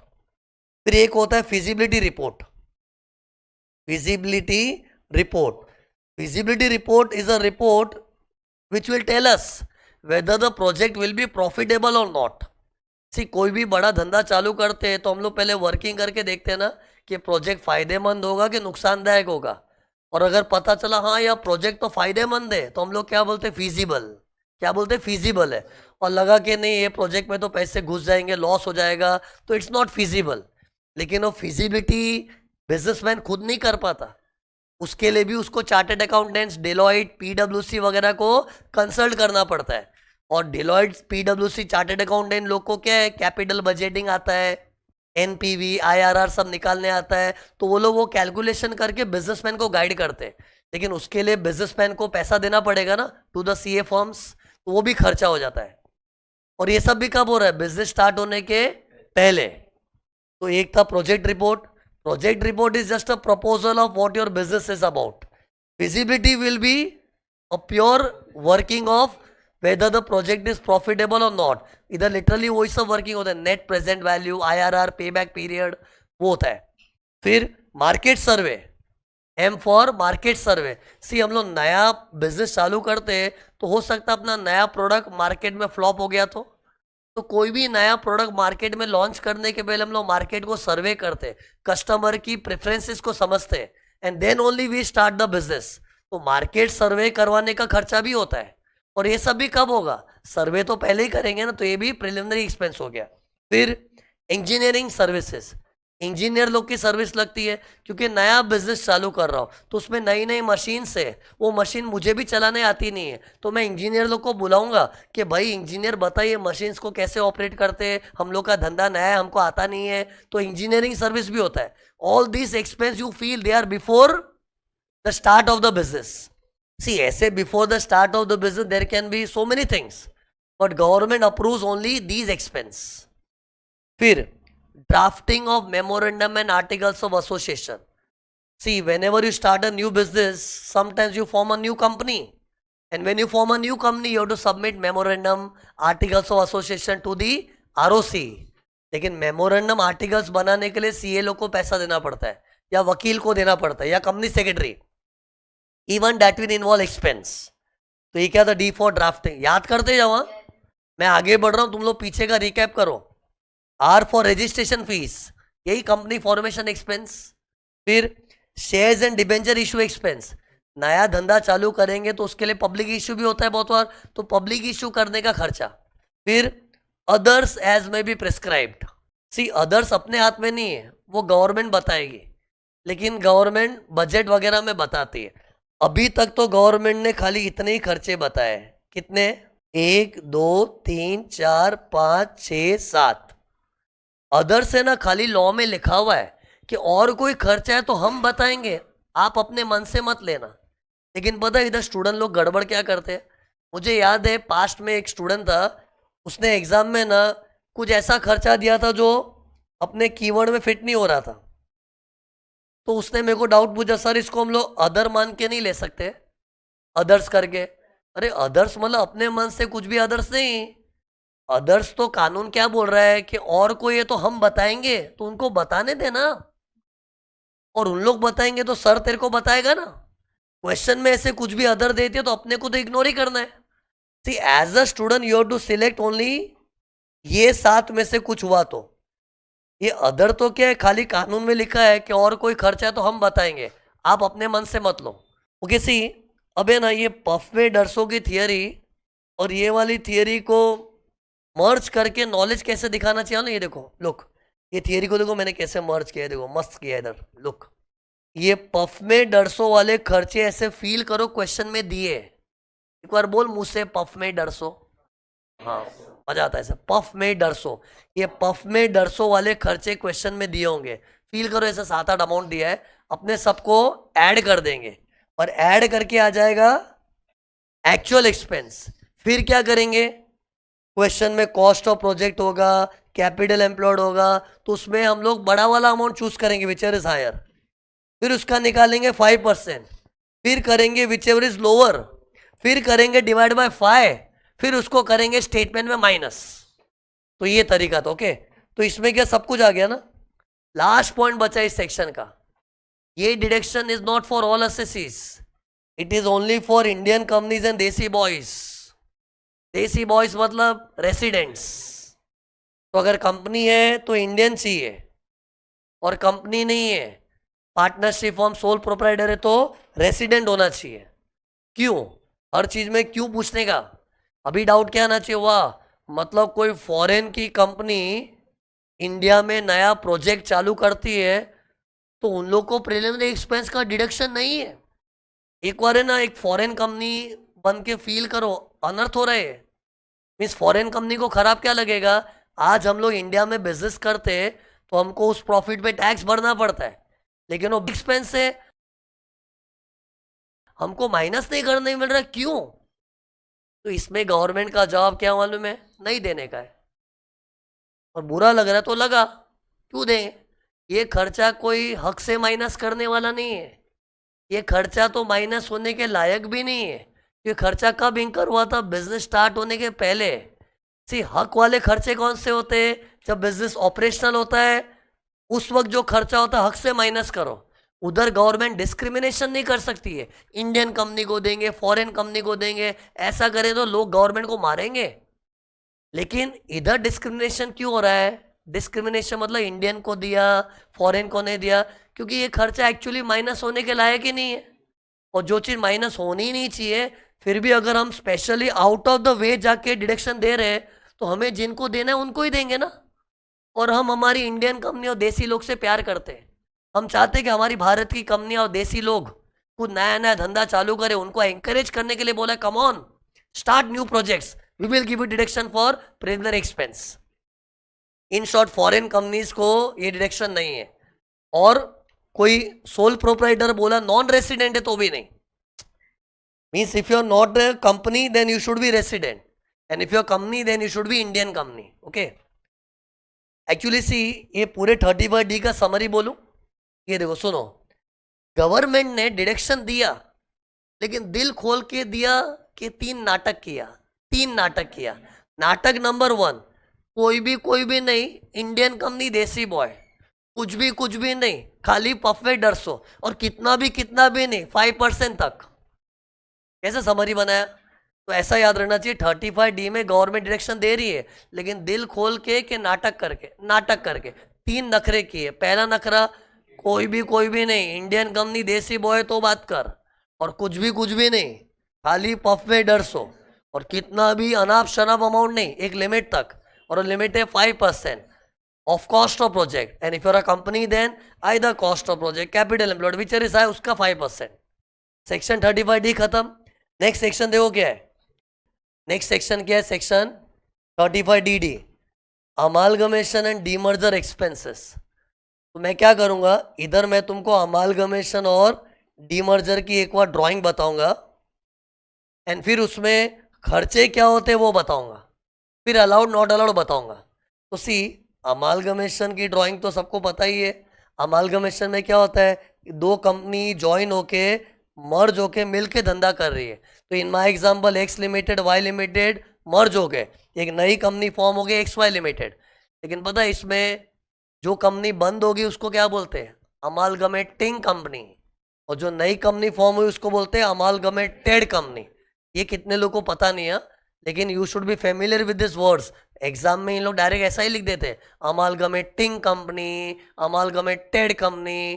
तो टेल मी, टिंग मतलब टिंग, जो कंपनी बंद हो गया है, और जो नया कंपनी फॉर्म हुआ है वो अमालगमेटेड कंपनी। ओके, फिर डीमर्जर में क्या होता है? डीमर्जर में देखो, मान लो एक बहुत बड़ा जायंट कंपनी है X limited, can you see X limited, उसमें 3 डिविजन है। 3 डिवीजन मतलब 3 अलग धंधे हैं। और मान लो वो डिवीजन पी क्यू आर के नाम से है। उन लोग ने क्या किया, डिवीजन आर को स्प्लिट करके एक नई कंपनी में कन्वर्ट कर दिया। तो जब बहुत बड़ी कंपनी का कोई यूनिट स्प्लिट हो जाता है तो it becomes a demerger. See, it is exactly opposite of merger. Merger में तो क्या होता है, 2 धंधे साथ हो जाए, ज्वाइन हो जाते हैं। लेकिन इधर क्या है, एक कंपनी मल्टीपल धंधे कर रही है, उसमें से एक धंधे को स्प्लिट करके एक सेपरेट कंपनी बना दिया, तो it becomes a demerger. And हो सकता है ना, जैसे डिवीजन आर में क्या है, इन लोग का पेट्रोल का धंधा था, तो उनको क्या लगा, पेट्रोल के धंधे के लिए हम लोग एक सेपरेट कंपनी बना देते, और बाकी जो धंधे हैं वो एक्स लिमिटेड के बैनर में चलेंगे। तो ये होता है डीमर्जर। अब इसमें जो बड़ी जायंट कंपनी थी ना, उसको बोलते हैं डीमर्ज्ड कंपनी। डीमर्ज्ड कंपनी मतलब डीमर्ज हो गई, टूट गई कंपनी, टूट गई। और जो टुकड़ा बाहर निकला ना, उसको क्या बोलते हैं? Resulting company. मतलब डीमर्जर का नतीजा है, नतीजा मतलब result, resulting company. Okay, now main point, इसमें खर्चा क्या होता है? अरे अमालगमेशन और डीमर्जर को इंप्लीमेंट करने के खर्चे लगते हैं। क्या मालूम, ये देखो, जैसे इधर एक्स लिमिटेड वाई लिमिटेड को बंद करो, शट डाउन करो, और एक्स वाई लिमिटेड को फॉर्म करो, तो लिक्विडेशन फॉर्मेशन के एक्सपेंस हो गए। एंड फिर कई बार अमालगमेशन करने के लिए अपने को हाई कोर्ट का अप्रूवल लेना पड़ता है, and there are some legal formalities to be done. वो फॉर्मेलिटी निभाने के खर्चे होते हैं। उसी तरह डीमर्जर में भी वही है। डीमर्जर में देखो, नया कंपनी हम लोग आर लिमिटेड दिख रहा है, आर लिमिटेड, एक नई कंपनी को फॉर्म करना तो फॉर्मेशन एक्सपेंस, और इधर भी कई बार अपने को हाई कोर्ट का अप्रूवल लेना पड़ता है, कुछ लीगल फॉर्मेलिटीज करनी पड़ती है, तो वो खर्चे। और कभी कभी अपने को किसी कंसल्टेंट से एडवाइस लेनी पड़ती है, should we go for amalgamation और not, should we go for demerger और नॉट। अरे I am just giving the feeling कि इसमें खर्चे होते हैं, और उन खर्चों के लिए बना है सेक्शन 35DD। और अपने हर खर्चे में पढ़ना क्या चाह रहे, कि अलाउड है कि नॉट अलाउड, और उसमें सोचते हैं कैसे, is it related to business? Yes. देखो बताओ, अमालगमेशन डीमर्जर का तामझाम हम लोग क्यों कर रहे हैं? बिजनेस के लिए। It is for the growth of the business, and since it is for the growth of the business, it is related to business, it will be allowed, but in 5 equal instalments. ये भी एक routine खर्चे की तरह allowed नहीं है। Allowed है, allowed इसलिए क्योंकि बिजनेस की ग्रोथ के लिए हो रहा है, रिलेटेड टू बिजनेस है, लेकिन रूटीन खर्चे की तरह अलाउड नहीं होगा। 5 equal instalments. Ask why? Because ये भी एक तरह का प्रिलिमिनरी एक्सपेंस है, खाली इसका सेक्शन अलग खोला है।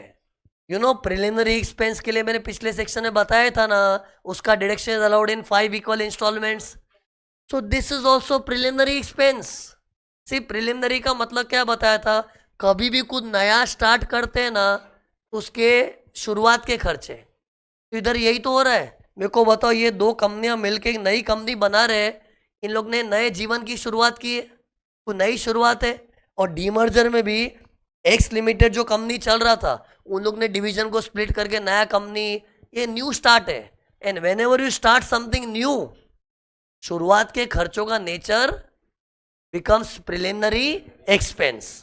हाँ, इसका सेक्शन अलग क्यों खोला मालूम है? क्योंकि मालूम है, कुछ सालों पहले मार्केट में अमालगमेशन डीमर्जर्स बहुत होने लगे।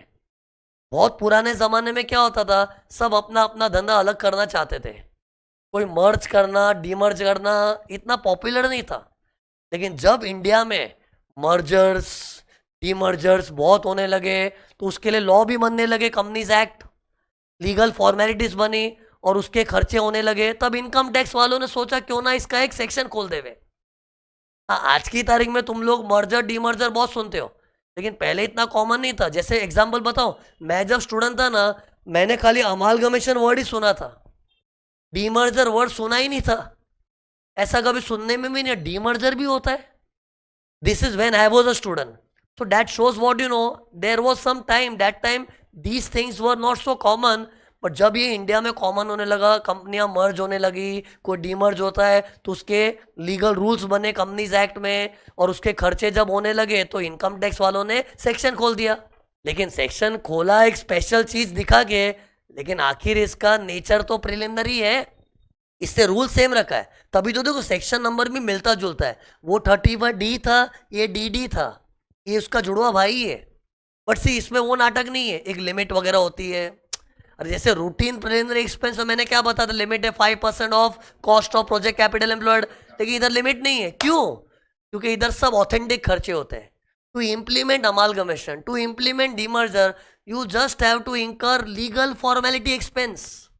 अब लीगल फॉर्मेलिटी एक्सपेंस तो जो है वो है, उसमें कोई झूठ बोल के बड़ा चढ़ा के क्या दिखाएगा। जो खर्चा होना है वो होना है, उसमें गवर्नमेंट भी लिमिट डालती हुई पागल लगेगी, क्योंकि गवर्नमेंट ही लीगल फॉर्मेलिटी बनाती है, तो जो खर्चे वो अलाउ करने पड़ेंगे। इन शॉर्ट इधर लिमिट नहीं है, लेकिन इधर वो रूल है, deduction is only for Indian companies. देसी बॉयज नहीं बोलूंगा, क्योंकि बॉयज लोग का अमालगमेशन डीमर्जर नहीं है, कंपनियों में होता है। तो ये तो कंपनी स्पेसिफिक है, but it should be Indian company. Just like 35D में क्या था, अभी बढ़ाया था ना मैंने, इंडियन कंपनी देसी बॉयज, तो इधर भी ये डिडक्शन इंडियन कंपनी के लिए। बाय द वे डिडक्शन मिलेगा किसको इधर, ये देखो लुक, यहाँ ये दो कंपनियां बंद हो गई ना, तो इनका जीवन तो खत्म ही हो गया। लेकिन ये जो नई कंपनी है ना, ये डिडक्शन लेगी 5 सालों तक। The new company which is formed, it will take deduction for 5 years, but it should be Indian company. जो पुरानी कंपनियां भले फॉरेन की हो चलेगा, जो डिडक्शन ले रहा है वो इंडियन होना चाहिए। सी लॉ में क्या लिखा है, assessee should be Indian company, and assessee तो वो है जो डिडक्शन ले रहा है।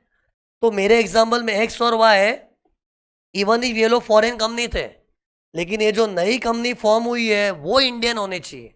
और कंपनी इंडियन कब होती है, जब उसका इनकॉर्पोरेशन इंडिया में होता है, and then it can claim deduction for 5 years।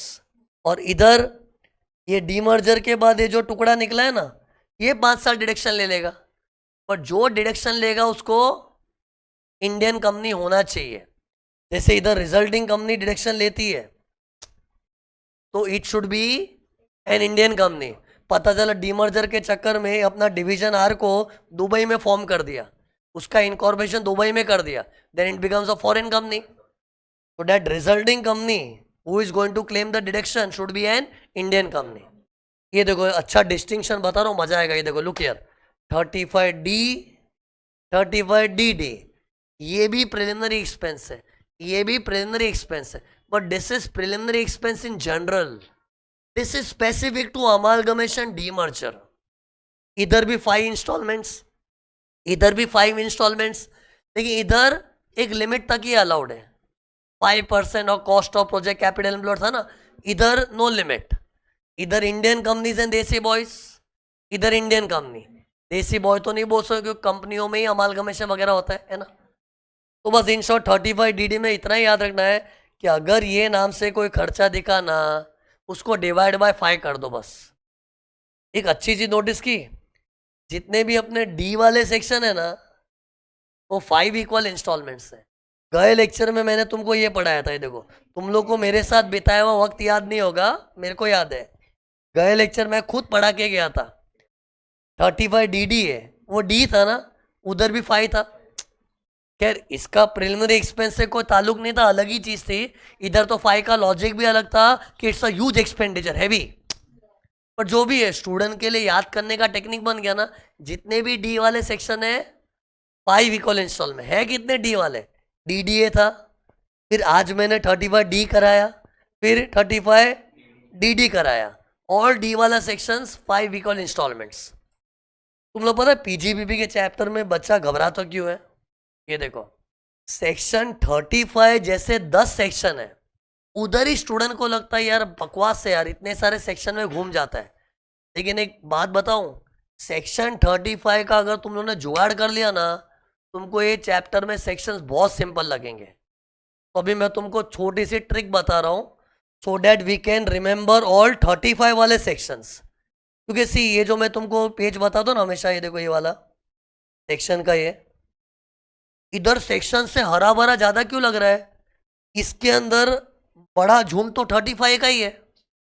एक बार 35 को झुंड को निकाल दो तो ज्यादा नहीं बचे। ये देखो फिर क्या बचा, 30, 31, 32, 33, फिर 36, 37। अरे वो सिंपल हो जाएगा, ट्रस्ट में, वो सबको याद रहता है। गड़बड़ कहाँ होती है?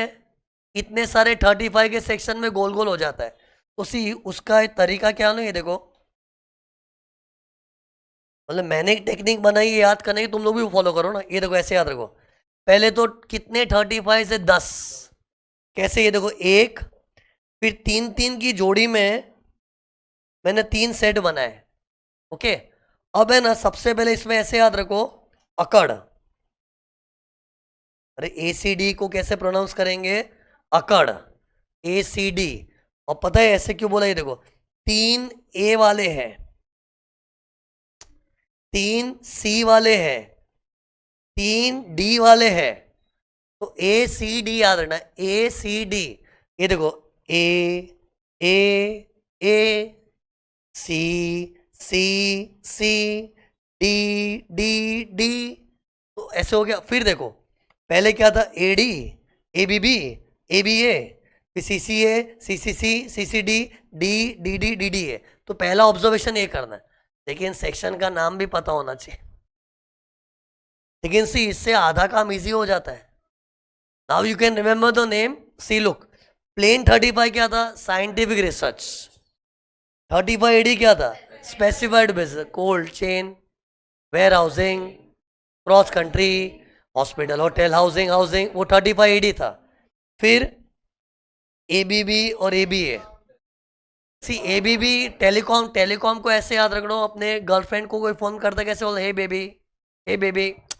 अरे हे बेबी में ABB का साउंड समझे ही नहीं, हे बेबी में ABB का साउंड आता है। तो मैं तो खुद जब पढ़ाता हूँ ना, तो मुझे ABB बोलते टाइम हे बेबी साउंड आता है। और वो टेलीकॉम से कैसे लिंक हुआ? Imagine a boyfriend is calling his girlfriend and is saying hey baby, मतलब ABB। और ABB टेलीकॉम याद रहा, तो उसका भाई स्पेक्ट्रम, वो ABA है। ओके, फिर CCA क्या था? Donation for rural development. और रूरल से याद आएगा खेती, तो अगला सेक्शन क्या था? Agriculture extension project. और वो आया तो स्किल डेवलपमेंट याद आ जाता है। तुम लोग को 35 CCA में याद रखना है, रूरल डेवलपमेंट वाला डोनेशन। और रूरल से याद आएगा खेती, तो नेक्स्ट सेक्शन क्या? Agriculture extension project. एंड फिर उसके बाद तो उसका जुड़वा तो याद आता ही है, स्किल डेवलपमेंट प्रोजेक्ट। फिर 35D preliminary expenses in general. फिर ये preliminary expense for amalgamation demerger. And फिर वॉलेंटरी रिटायरमेंट कॉम्पेंसेशन। इधर तो एक और ट्रिक क्या बनी थी, सब 5 इक्वल इंस्टॉलमेंट्स में ही है। तो ये 35 का 10 सेक्शनों का झुंड था। 35 की कहानी खत्म। तो अपने सेक्शंस की दुनिया में नेक्स्ट सेक्शन क्या आता है? सेक्शन 36। अपने ना 30, 31, 32 कर दिए, 33 को होल्ड पे रखा है। फिर 35 का 10 सेक्शन कर डाला मैंने। अब आया अगला 36। ओके, सी सुनने में एक ही सेक्शन है, लेकिन ये एक सेक्शन 8 सेक्शन के बराबर है। 8 क्यों बोला उन्होंने मैं? क्योंकि इसके अंदर 8 रूल्स पढ़ने पड़ेंगे, तो it is little lengthy section. और बताऊं, सम्स में ना सेक्शन 36 का बहुत यूज होता है, बहुत ही यूज होता है। क्योंकि इसमें ना थोड़े रूटीन टाइप के खर्चे, और हर धंधे में रूटीन टाइप के खर्चे तो होते ही है ना, तो ये ज्यादा यूज होता है सम्स में। ओके, तो सी स्टार्ट हो रहा है। मैंने क्या बोला, इसमें टोटल 8 खर्चे हैं ना, इसलिए इसका मैंने कीवर्ड बना दिया C/FR। C/FR, can you count 8? ये देखो 2 और 2, 4, 5, 6, 7, 8। 8 गिना है ना, 8 अल्फाबेट से। ओके, लेकिन उससे 2 I है, 2 B है, फिर ये C और A और F और R। C/FR 8 सेक्शन है। ओके, सॉरी 8 एक्सपेंसेस, सेक्शन 1 ही है, 36(1). तो सी पहला क्या? C for contribution to provident fund. See मैं जो भी तुमको पढ़ा रहा हूँ ना इन दिनों में, उसमें पहले खर्चा फील कर, फिर फील करना है अलाउड है कि नॉट अलाउड, उसके लिए सोच है कि ये बिजनेस से रिलेटेड है कि नहीं। तो tell me, is this an expenditure contribution to provident fund? तो सी उसके लिए पहले एक बार ड्राइंग को देख लो ना, ये प्रोविडेंट फंड कैसे ऑपरेट होता है। तो तुम लोगों को पता ही है, थोड़ा एम्प्लॉय की सैलरी से कट होता है एंड थोड़ा बॉस भी अपनी जेब से जमा करता है। तो ये देखो, इसको मैंने लिखा है एम्प्लॉयज कॉन्ट्रीब्यूशन, ये एम्प्लॉय की सैलरी में से कट होता है एंड फिर बॉस भी अपनी जेब से थोड़ा जमा करता है, दैट इज एम्प्लॉयर्स कॉन्ट्रीब्यूशन। फिर इस पर टाइम टू टाइम इंटरेस्ट भी मिलता है। इंटरेस्ट क्यों? क्योंकि provident fund money is invested somewhere, क्योंकि एम्प्लॉय को तो रिटायरमेंट पे देना है ना, तब तक मनी इज इन्वेस्टेड, तो उस पर इंटरेस्ट भी आता है। तो ये देखो इंटरेस्ट है एंड फिर लास्ट में सारा पैसा एम्प्लॉय को दे देते, कब? रिटायरमेंट और डेथ। तो मतलब ये प्रोविडेंट फंड की एक आइडियल ड्राइंग है। नाउ इसमें पता है मुझे इंटरेस्ट किसमें? इसमें। बाकी सब में फिलहाल मेरे को इंटरेस्ट नहीं है। ड्राइंग तो मैंने पूरी बनाई है, लेकिन मेरे को इंटरेस्ट अभी किसमें है? Employers contribution. क्यों? क्योंकि हम लोग बिजनेस का चैप्टर पढ़ रहे हैं और बिजनेसमैन एम्प्लॉय ही है कि एम्प्लॉयर? एम्प्लॉयर। तो बिजनेसमैन बन के सोच, जैसे मैं बिजनेसमैन हूँ, तुम लोग मेरे स्टाफ हो, तो तुम लोग के लिए मैं प्रोविडेंट फंड में टाइम टू टाइम पैसा जमा करूँ, तो मेरा तो खर्चा है। अब बताओ ये अलाउड है कि नहीं? अलाउड होना चाहिए कि नहीं? कैसा सोचना चाहिए? Is it related to business? Yes. अरे ये पैसा मैं अपने बीवी बच्चों के लिए जमा नहीं कर रहा हूँ, मेरे स्टाफ के लिए। और स्टाफ के लिए क्या मतलब? बिजनेस से रिलेटेड है एंड रिलेटेड टू बिजनेस, तो डिडक्शन इज अलाउड। बट इसमें एक कंडीशन है, स्टैट्यूटरी प्रोविडेंट फंड हुआ तो अलाउड, रिकग्नाइज प्रोविडेंट फंड हुआ तो अलाउड, अनरिकग्नाइज प्रोविडेंट फंड है तो नॉट अलाउड। क्यों? उसके लिए मुझे तुमको नॉलेज देना पड़ेगा कि what is statutory provident fund, what is recognise provident fund, what is unrecognise. तो ये चार्ट में क्लियर हो जाएगा। देखो, दुनिया में दो टाइप की जॉब होती है, government job, private job. Government job में ना प्रोविडेंट फंड होता ही है। किसी सरकारी नौकरी में जाके पूछ मत लेना आपके यहाँ प्रोविडेंट फंड है, होता ही है, इट इज कंपल्सरी। और कंपल्सरी को बोलते हैं स्टैट्यूटरी। स्टैट्यूट मतलब लॉ, और लॉ कुछ कंपल्सरी करता है तो इट बिकम स्टैट्यूटरी। तो हर गवर्नमेंट जॉब में जो प्रोविडेंट फंड होता है it is called statutory provident fund. Then private sector में प्रोविडेंट फंड हो भी सकता है, नहीं भी हो सकता। जैसे मैं कोचिंग क्लास चला रहा हूँ, मैं प्राइवेट सेक्टर हूँ और मैंने अपने स्टाफ के लिए प्रोविडेंट फंड नहीं रखा है, नहीं रखना है, मेरी मर्जी। और रखना हो तो रख भी सकता हूँ, तो इसलिए प्रोविडेंट फंड नहीं भी हो सकता है, हो भी सकता है। और अगर हुआ तो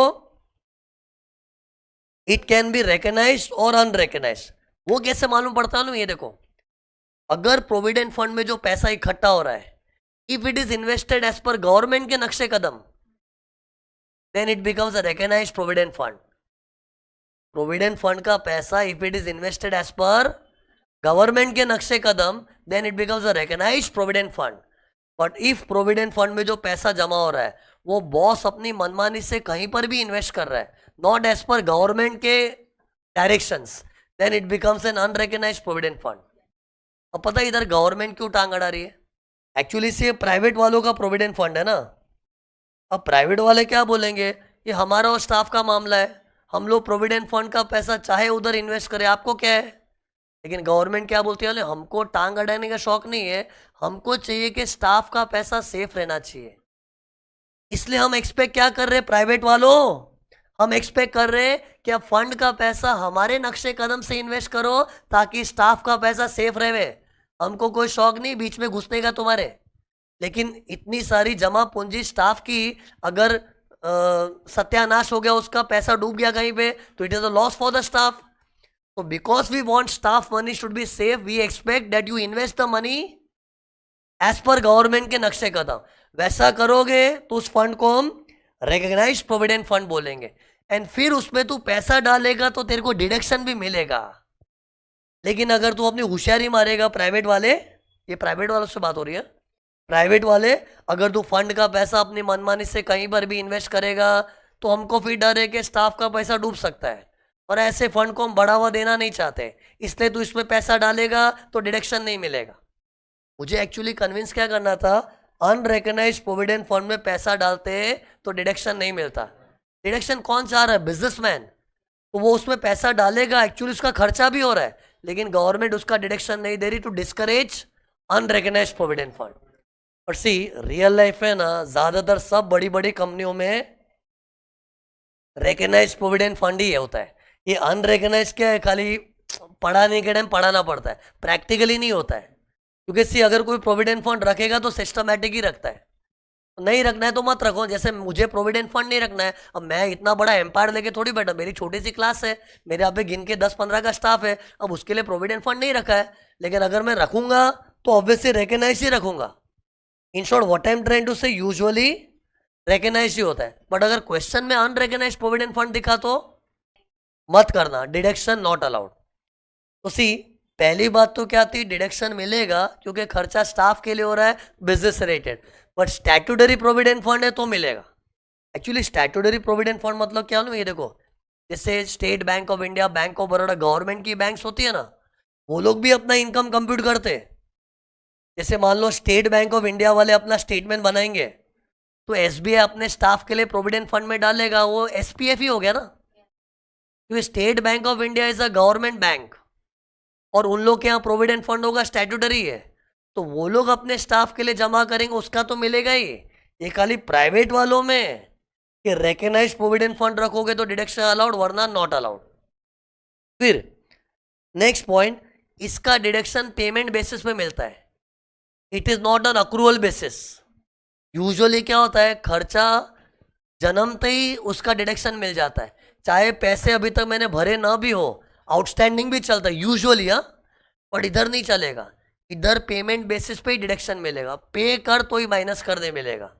क्यों? बिकॉज स्टाफ का पैसा है। गवर्नमेंट क्या चाहती है, स्टाफ के प्रोविडेंट के फंड के साथ मजाक मत करो।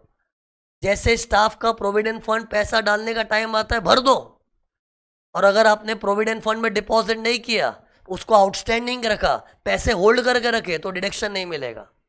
ये रूल जानबूझ के बनाया ताकि हर बिजनेसमैन प्रोविडेंट फंड को लेके सिंसियर रहे। और वो सिंसियरिटी गवर्नमेंट क्यों चाह रही है, क्योंकि स्टाफ का पैसा है, और एक कंपनी में बेचारे लाखों के स्टाफ लोग दिन रात मजदूरी करते हैं, तो यार उनके पैसे के साथ मजाक तो नहीं हो सकता ना। दैट्स वाई गवर्नमेंट क्या बोलती है, पे कर। गवर्नमेंट किससे बात करी, बिजनेसमैन से। पे कर मतलब फंड में डिपॉजिट कर तो ही डिडक्शन मिलेगा, आउटस्टैंडिंग है तो नहीं मिलेगा, फिर जब भरोगे तब मिलेगा। ऐसे नहीं कि जिंदगी भर नहीं मिलेगा, अभी डिडक्शन चाहिए तो अभी पे कर, अभी नहीं पे किया तो जब भरेगा तब मिलेगा। In short this goes on payment basis. और पता है इधर पेमेंट बेसिस का मतलब क्या है, लुक हियर, ये देखो, लुक, जैसे मान लो, जल्दी देखो ना, अपनी एग्जाम में हम लोग स्टेटमेंट कौन से ईयर का बना रहे, 24-25।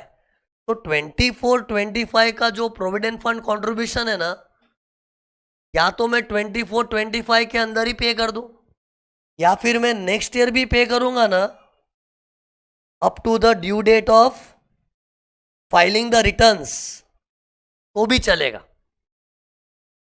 अरे मतलब ये देखो, ड्राइंग में मैं ये वाले पीरियड में भी पेमेंट करूंगा ना, ये वाला पीरियड मतलब up to the due date of filing income tax returns, तो भी चलेगा। इधर अजीब क्या मालूम है, ये वाला पीरियड तो नेक्स्ट ईयर हो गया ना, और पेड का मतलब क्या है, मार्च तक पेड होना चाहिए। वो परिभाषा अकाउंट्स में है, अकाउंट्स वाले मार्च तक नहीं पे किया तो आउटस्टैंडिंग बोलते हैं। लेकिन इनकम टैक्स वालों की सोच अलग है। इनकम टैक्स वाले क्या बोलते हैं, अरे मार्च आने से साल खत्म हुआ है, रिटर्न फाइल करना तो बाकी है, और वैसे भी डिडक्शन हम लोग रिटर्न्स में क्लेम करते हैं। और एक बंदा रिटर्न कब भरता है, जुलाई तक। हाँ, कोई कोई लोग को रिटर्न अक्टूबर तक भरना पड़ता है, वो समझ लो अभी तुम। हाँ, जो भी है, तेरी रिटर्न भरने की ड्यू डेट जुलाई हो कि अक्टूबर हो, तब तक तेरे को पे करके रखना है, और तब तक भी पे किया डिडक्शन मिलेगा। सो आंसर दिस, अगर मेरा 24-25 का कंट्रीब्यूशन है, उसको मैंने 24-25 में ही पे कर दिया, तो मिलेगा ही ना। मेरे पास एक और चॉइस क्या है, ये वाला पीरियड दिख रहा है, ये वाले पीरियड में भी पे करूंगा ना, तो भी मुझे 24-25 के कंप्यूटेशन में डिडक्शन मिल जाएगा। लेकिन एक बार ड्यू डेट निकल गई और मैंने पे उसके बाद किया, तो फिर नेक्स्ट ईयर, फिर तो जब भरोगे तब माइनस करोगे, अभी नहीं मिलेगा। अब भी चाहिए तो 24 25 में भर, या फिर नेक्स्ट ईयर भी भरा तो latest up to the due date of filing return. ये रूल किसने बनाया वाला? सेक्शन 43B ने। Section 43B says it should be paid up to the due date of filing the return. अभी डाउट क्या आना चाहिए, लेकिन सर आप तो 36(1) पढ़ा रहे हो, अचानक 43B कहाँ से आ गया? तो सुन, एक्चुअली ऐसा है, 36(1) केवल इतना बोलता है, स्टैट्यूटरी प्रोविडेंट फंड होगा, रिकग्नाइज्ड प्रोविडेंट फंड हो तो अलाउ कर देंगे, अनरिकग्नाइज्ड है तो नॉट अलाउड, इतना ही बोला है। लेकिन वो पेड होगा तो ही मिलेगा, ऐसा 43B में लिखा है। मतलब इस चीज के पीछे 2 सेक्शन लगे हुए हैं। इसका खाली कितना कहना है, इसका कहना क्या है? अलाउड है provided it is a statutory provident fund और recognised provident fund, then it is allowed. But वो पेड होना चाहिए, बात कहाँ लिखी है? 43B में लिखी है। ओके, इसलिए पता है ऐसी चीज को क्या बोलते हैं? Deduction is allowed under section 36(1) read with 43B। ये दो क्या बोला? Read with. रेड विथ का मतलब 36(1) के साथ 43B को भी रीड करो। उधर भी एक इंपॉर्टेंट जानकारी दी है कि वो पेड होना चाहिए, और पेड भी कब तक? मार्च तक के नेक्स्ट ईयर भी चलेगा? नेक्स्ट ईयर भी चलेगा, but latest up to the due date of filing return. और ये जुलाई मत रट लेना, वो तुम लोग को ड्यू डेट्स बाद में बताऊंगा। कोई कोई लोग का ड्यू डेट जुलाई होता है, और कोई कोई लोग का ड्यू डेट 31 अक्टूबर। वो तो जिन लोग को ऑडिट आता है उन लोग रिटर्न कब तक भरते? 31 अक्टूबर तक। ओके सी, ये जो मैंने रूल बताया ना कि पेड होना चाहिए तो ही डिडक्शन मिलेगा, ऐसा रूल लुक टोटल 7 एक्सपेंस के लिए। कैसा रूल? पेड होगा तो ही डिडक्शन मिलेगा। ये रूल 7 खर्चों के लिए, और वो 7 खर्चों का देखो मैंने इधर एक कीवर्ड बना के रखा है, पढ़ो। टीबी लिक्रम, इसको कैसे प्रोनाउंस करते हैं? टीबी लिक्रम। सी, फिलहाल मैं तुमको प्रोविडेंट फंड कंट्रीब्यूशन की थियरी पढ़ा रहा हूं, लेकिन मैं तुमको अभी से नोटिफाई करना चाह रहा हूं कि जिस तरह का रूल मैंने अभी तुमको पढ़ाया ना कि पेड होना चाहिए up to the due date of filing return, ये रूल टोटल 7 खर्चों में, और वो 7 खर्चे याद रखने पड़ते हैं ना, इसलिए उसका मैंने कीवर्ड बनाया है। उसको प्रोनाउंस कैसे करते हैं? टीबी लिक्रम। और ये ड्राइंग का पूरा मतलब क्या समझा बताओ? ये 7 खर्चों के लिए कंडीशन क्या है? लुक, 1 अप्रैल से लेके कब तक? Due date of filing return तक।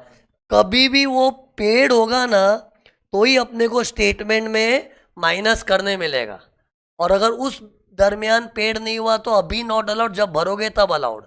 तो ऐसा रूल टीबी लिक्रम के लिए। एक्चुअली सी, मैं टीबी लिक्रम का पूरा फुल फॉर्म नहीं बताऊंगा, लेकिन अभी से मैं टीबी लिक्रम का ढिंडोरा पीट के क्यों रख रहा हूँ? मैं बार बार बोलने में आ जाएगा ना तो याद हो जाएगा। जबकि फिलहाल पता है, ये देखो टीबी लिक्रम का मैंने खाली सी पढ़ाया था। कैन यू सी, टीबी लिक्रम की स्पेलिंग में सी भी आ रहा है, और सी मेरा ये वाला ही है। तो फिलहाल अभी सी हुआ है, लेकिन देखते ही देखते अपने कितने पॉइंट हो जाएंगे? 7। ओके, ये देखो 1 2 3 4 5 6 7, 7 पॉइंट्स। क्या क्या चीज बताई मालूम मैंने इसमें? पहले बताया डिडक्शन अलाउड है प्रोवाइडेड एसपीएफ आरपीएफ हुआ तो। दूसरा क्या बताया? पेड होना चाहिए, क्योंकि गवर्नमेंट चाहते कि स्टाफ के पैसे के साथ मजाक मत करो, इट शुड बी पेड। फिर मैंने बताया it should be paid up to the due date of filing return as required by section 43B। फिर मैंने बताया कि 43B खाली ये खर्चे के पीछे ही नहीं पड़ा है, 7 खर्चों के लिए रूल बनाया हुआ है। और पता है, तुम लोग माइंड में एक चार्ट ही बना दो, दुनिया में जितने भी खर्चे हो सकते हैं उसमें 2 पार्ट, टीबी लिक्रम, others. Others are allowed on accrual basis, whether paid or outstanding. But TB लिक्रम is allowed on payment basis as required by 43B. फिर सुनो, जैसे प्रोविडेंट फंड होता है ना, इसके कुछ भाई बंधु लोग हैं, gratuity fund, superannuation fund, उधर भी रूल सेम है। इधर ग्रेचुटी फंड, एक से पहले इसका मीनिंग बता दो लुक यार। सी, प्रोविडेंट फंड का तो अभी मैंने जिक्र किया ही था ना। एक ग्रेचुटी फंड भी होता है। सी, एम्प्लॉय को रिटायरमेंट के टाइम ग्रेचुटी देना पड़ता है, वो एक बहुत बड़ा खर्चा हो जाता है। तो कितनी कंपनी क्या है वो उसके लिए पैसा टाइम टू टाइम जमा करते, फंड इकट्ठा करते हैं, और बाद में एम्प्लॉय जब रिटायर होगा उसको ग्रेचुटी दे देंगे। लेकिन इधर भी रूल क्या है में, अप्रूव्ड फंड हुआ तो डिडक्शन मिलेगा। पढ़ो क्या लिखा है, अप्रूव्ड। अनअप्रूव्ड है, अनअप्रूव्ड ग्रेचुटी फंड है तो नॉट अलाउड। और इधर अप्रूव्ड मतलब क्या में, सेम। अगर fund money is invested as per government के नक्शे कदम, देन अप्रूव्ड। सी कोई भी स्टाफ का पैसा होता है ना, लॉ क्या चाहता है, हम जैसे कहते वैसे इन्वेस्ट करो, क्योंकि स्टाफ का पैसा डूब गया तो it is a loss for the staff. और वो गवर्नमेंट के हिसाब से मैं इन्वेस्ट करने को राजी हूं ना, तो मेरा फंड बन जाएगा अप्रूव्ड, और उससे मुझे फायदा क्या है, पैसा डालूंगा तो मुझे डिडक्शन मिलेगा। वही जो सेम एक्सप्लेनेशन मैंने प्रोविडेंट फंड में दिया था, same applies for gratuity fund also. But tell me, if I maintain unapproved gratuity fund, मतलब पैसे इकट्ठा कर रहा हूँ और इकट्ठे किए हुए पैसे अपनी मनमानी से कहीं पर भी इन्वेस्ट कर रहा हूँ, तो इधर इकट्ठा करने का मुझे डिडक्शन नहीं मिलेगा। फिर एक सुपर एन्युएशन फंड भी होता है, this is same as provident fund, खाली इसकी स्पेलिंग अलग है, इसकी स्पेलिंग अलग है, बाकी ये चीज प्रोविडेंट फंड ही होता है। हाँ, एक टेक्निकल फर्क है, सादा प्रोविडेंट फंड तो क्या तू भरी जवानी में भी रिटायर होगा ना तेरे को मिल जाता है, लेकिन सुपर एन्युएशन वालों का नाटक होता है, वो एज पे पहुंच तब तेरे को पैसा मिलेगा। एक एज होती है, रिटायरमेंट की एक एज होती है, जब तक तू वो रिटायरमेंट की एज पे नहीं पहुंचेगा ना तब तक पैसा नहीं मिलेगा। लेकिन नॉर्मल प्रोविडेंट फंड क्या है, तुम्हारे रिटायरमेंट की एज आई भी नहीं है, तुमने जवानी में जॉब छोड़ दिया, तुमको पैसे रोकड़े हो जाते। एनीवे से टेक्निकल डिफरेंस बता रहा हूँ, लेकिन छोड़ो ना, अपने को तो मेन क्या पढ़ना है, provident fund, superannuation fund, broadly एक जैसा ही है, और रूल भी एक सारी का है। जैसे प्रोविडेंट फंड में कैसा था, रिकग्नाइज्ड है तो अलाउड, वैसे सुपर एन्युएशन फंड में भी क्या है, अप्रूव्ड है तो अलाउड, अनअप्रूव्ड है तो not allowed. In short see, कुछ नया नहीं बोल रहा, I am just making you prepared, exam में कुछ भी आ सकता है। Statutory provident fund, recognised provident fund, approved superannuation fund, approved gratuity fund, anything comes, the rule is same. What is the rule? Allowed if it is paid up to the due date of filing return as required by section 43B. और अगर अनदिखन unapproved तो not allowed, then deduction is not allowed. Okay. और हर unapproved का meaning क्या है, fund जमा कर रहे हो, पैसा अपनी मनमानी से कहीं भी इन्वेस्ट कर रहे हो, तो उधर स्टाफ का पैसा खतरे में है, तो ऐसी चीज को बढ़ावा नहीं देंगे। ओके। अब है ना, अभी भी है ना, अपना ये सी खत्म नहीं हुआ है, लंबा है सी, स्टिल माय सी वाला theory is going on. Total मुझे क्या पढ़ाना, सी बा एफ आर। तो अभी सी वाली थियरी में एक और पॉइंट है, employees contribution. Till now I was talking about employer जो जमा कर रहा है उसके लिए बता रहा था, अभी एम्प्लॉइज कॉन्ट्रीब्यूशन का कुछ पॉइंट आएगा, अभी ध्यान देना। ये देखो, लुक हियर, ये profit and loss account feel करो, 2 मिनट में सिखा पाऊंगा विथ कन्विंसिंग। ये देखो, पहले तुमको ना फिगर समझाने पड़ेंगे, क्योंकि अमाउंट से समझोगे ना बहुत सिंपल लगेगा। ऐसा मान लो तुम लोग मेरे एम्प्लॉयज हो और मैं तुम्हारा बॉस हूं, और तुम लोगों की सैलरी है 100 रुपया, अज्यूम करो ना तुम्हारी पगार क्या है 100 रुपया। अब मैं क्या करता हूं, तुम्हारी 100 रुपये की सैलरी में से 10 रुपये काटता हूं प्रोविडेंट फंड के नाम का, इसको क्या बोलते हैं, एम्प्लॉइज कॉन्ट्रीब्यूशन। और वो काट के ना मैं अपने पास नहीं रखता हूँ, प्रोविडेंट फंड में जमा करता हूँ। तो फॉर मी खर्चा 100 ही है, लेकिन 100 में से 90 तुम्हें दे रहा हूँ और 10 में प्रोविडेंट फंड में रख रहा हूँ, लेकिन मेरे लिए तो 100 रुपया खर्चा हो गया, प्लस मैं खुद भी अपनी जेब से 10 रुपया जमा कर रहा हूँ, वो मेरा अलग खर्चा हो गया। तो मेरी फीलिंग समझो, मेरा टोटल 110 का खर्चा हुआ कि नहीं। कैसे, 90 रुपया तो काट पीट के तुम्हारे हाथ में दिया, और 10 को क्या बोलेंगे, एम्प्लॉइज कॉन्ट्रीब्यूशन, जो भले तुम्हारी सैलरी से काटा, लेकिन मैं थोड़ी खा के बैठा हूं, उसको भी तो प्रोविडेंट फंड में डाला, तो for me it's an expense. And employer जो अलग से 10 डाल रहा है, it becomes an additional expense. So for me everything is expense. Now decide allowed के नॉट अलाउड। सैलरी अलाउड होता है कि नहीं, सी सैलरी टू स्टाफ का है ना कोई सेक्शन नहीं है, और जिसका कोई सेक्शन नहीं होता है ना तो 37(1) में अलाउड है, बट इट इज अलाउड।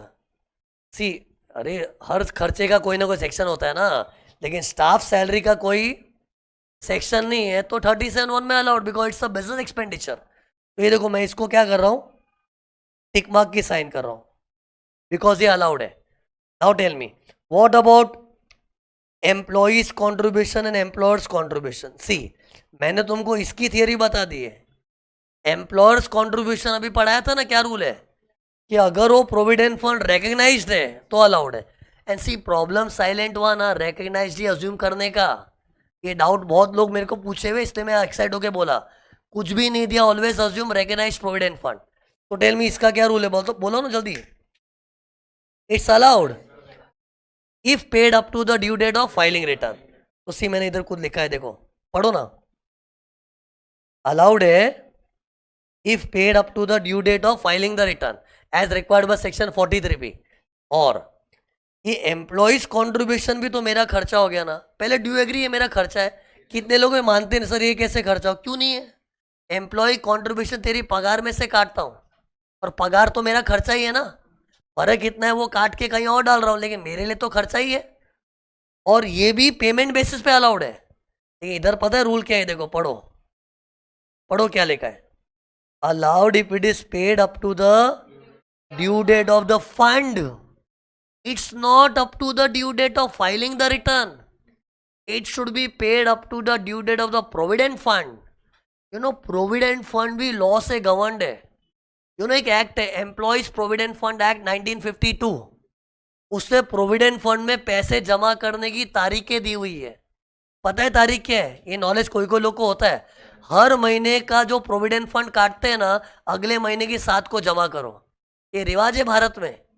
पगार में से जो प्रोविडेंट फंड काटते हैं ना बॉस लोग, वो अगले महीने की क्या 7 नहीं 15 7 क्या बोल तुम लोग, मैं भी 7 बोल। अगले महीने की 15 वो TDS में होता है रे। तुम लोग 7 बोले, मैं भी साथ में 7 बोल दिया। 15 होता है। प्रोविडेंट फंड का कल्चर क्या है, मैं तुम लोग का सुन के 7। इन शॉर्ट जो भी सी, प्रोविडेंट फंड का लॉ क्या बोलता है, एम्प्लॉय की पगार में से तुम महीने महीने जो काटते हो ना, वो काट के तुरंत अगले महीने की 15 तक डिपॉजिट करना चाहिए। अच्छा स्ट्राइक हो, नहीं तो वीडियो में 7 ही रिकॉर्ड हो जाता। अगले महीने की 15 को डिपॉजिट करना है, ऐसा रूल है। और वो रूल के हिसाब से तुम जमा करोगे ना, तो ही डिडक्शन मिलेगा, वरना जिंदगी भर नहीं मिलेगा। ऐसा नहीं कि अभी नहीं तो जब भरोगे तब, अभी नहीं तो कभी नहीं, ऐसा नाटक है। तो क्या डिफरेंस नोटिस किया, ये देखो। डिस्टिंक्शन बिटवीन एम्प्लॉयज कॉन्ट्रीब्यूशन का नियम एंड एम्प्लॉयर्स कॉन्ट्रीब्यूशन का नियम। पहला डिस्टिंक्शन क्या है बताओ, कि एम्प्लॉयर कॉन्ट्रीब्यूशन में we go as per the due date of filing the return, but here we go as per due date of filing the return के due date of the provident fund, due date of the provident fund. दूसरा फर्क, employers contribution तो अगर filing return की due date तक नहीं भी भरा ना, तो जब भरोगे तब मिलेगा, अभी नहीं तो फ्यूचर में मिल जाएगा, जब भरोगे तब मिलेगा। लेकिन एम्प्लॉयज कॉन्ट्रीब्यूशन कैसा है, अगर प्रोविडेंट फंड का जो ड्यू डेट्स होता है विच इज अगले महीने की 15 तारीख, तब तक भरा नहीं ना, जिंदगी भर नॉट अलाउड। और see, can I put like this कि एम्प्लॉयज कॉन्ट्रीब्यूशन के लिए लॉ थोड़ा स्ट्रिक्ट है। एक सेकंड, क्या लिख दिया, स्पेलिंग गलत लिखी, स्ट्रिक्ट है। क्यों स्ट्रिक्ट है? स्ट्रिक्ट लगा के नहीं, पहले तो हम लोग due date of filing return था, अरे फाइलिंग रिटर्न की ड्यू डेट तो कब आती है, पूरा साल खत्म होने के बाद, जुलाई अक्टूबर। और यहाँ तो गवर्नमेंट बोलती है पूरा साल क्या, जिस महीने उसकी पगार से काटा है ना, तुरंत अगले महीने की 15 तक ही जमा होना चाहिए। तो इधर स्ट्रिक्टनेस लगी। दूसरी स्ट्रिक्टनेस क्या थी, कि अगर तब तक नहीं भरा ना, तो जिंदगी भर डिडक्शन नहीं मिलेगा। और पता है स्ट्रिक्ट क्यों होना पड़ता है, क्योंकि तेरी पगार काटी है भाई। सी, बॉस अपनी जेब से जमा करता है ना, वो तो बॉस तेरे लिए कुछ एक्स्ट्रा ही कर रहा है। इस काइंड ऑफ बॉस तेरे पे एहसान जैसा कर रहा है, एहसान तो नहीं बोलेंगे, बट बॉस अलग से जमा कर रहा है, he is doing something extra for you, he is doing a favour. लेकिन तुम्हारी पगार कटी है, तो उसको लेके गवर्नमेंट बहुत सेंसिटिव, यार सैलरी काटा है उसका, कितना दुख हुआ होगा, उसकी सैलरी कटी होगी, तो उसकी कटी हुई सैलरी के साथ मस्ती मत कर, अगले महीने की 15 तक जमा कर, नहीं तो वो खर्चा तेरे को जिंदगी भर अलाउड नहीं होगा। तो that shows law is very strict for employees contribution. See, logic से समझोगे ना तो याद करना इजी हो जाएगा। ओके, सो कंक्लूजन क्या है, क्वेश्चन में ना कभी भी प्रोविडेंट फंड कॉन्ट्रीब्यूशन है, हाथ जोड़ के बोल रहा हूँ, चेक करना ऐसा क्यों रिएक्ट कर रहा हूँ? क्योंकि मैंने नोटिस किया है लोग है ना चेक ही नहीं करते कोई एम्प्लॉई है कि एम्प्लॉयर है। तो टेल मी, एम्प्लॉई हुआ तो it should be paid up to the due date of the provident fund which is अगले महीने की 15 तारीख तक। और वो सब में डेटा देते हैं कि टाइमली पेड है कि नहीं, वो देख के समझेगा। और एम्प्लॉयर लिखा हो तो relax, it should be paid up to the due date of filing return. Okay now look here, सुनो, अभी भी है ना मेरा सीबा एफआर है ना खत्म नहीं हुआ है। सॉरी क्या करूँ, है इतना सारा उसमें, अभी भी सी वाला पॉइंट चल रहा है। सी के अंदर अगला पॉइंट क्या लूँ मैं? NPS, contribution to NPS, national pension scheme. सुना है? नेशनल पेंशन स्कीम एक ऐसी स्कीम है जिसमें तुम किसी भी बैंक में जाके खाता खोलो और जवानी में उसमें पैसे जमा करो, बुढ़ापे में लेके जाओ। मतलब ये हम लोग खुद का पेंशन क्रिएट करवा रहे हैं। जैसे फॉर एग्जाम्पल मैं तुम्हारा बॉस हूँ और ऐसा खड़ूस बॉस हूँ ना, तुमको रिटायरमेंट के वक्त पेंशन नहीं देने वाला हूँ। मतलब हर बॉस लोग थोड़ी पेंशन प्रॉमिस करते हैं यार।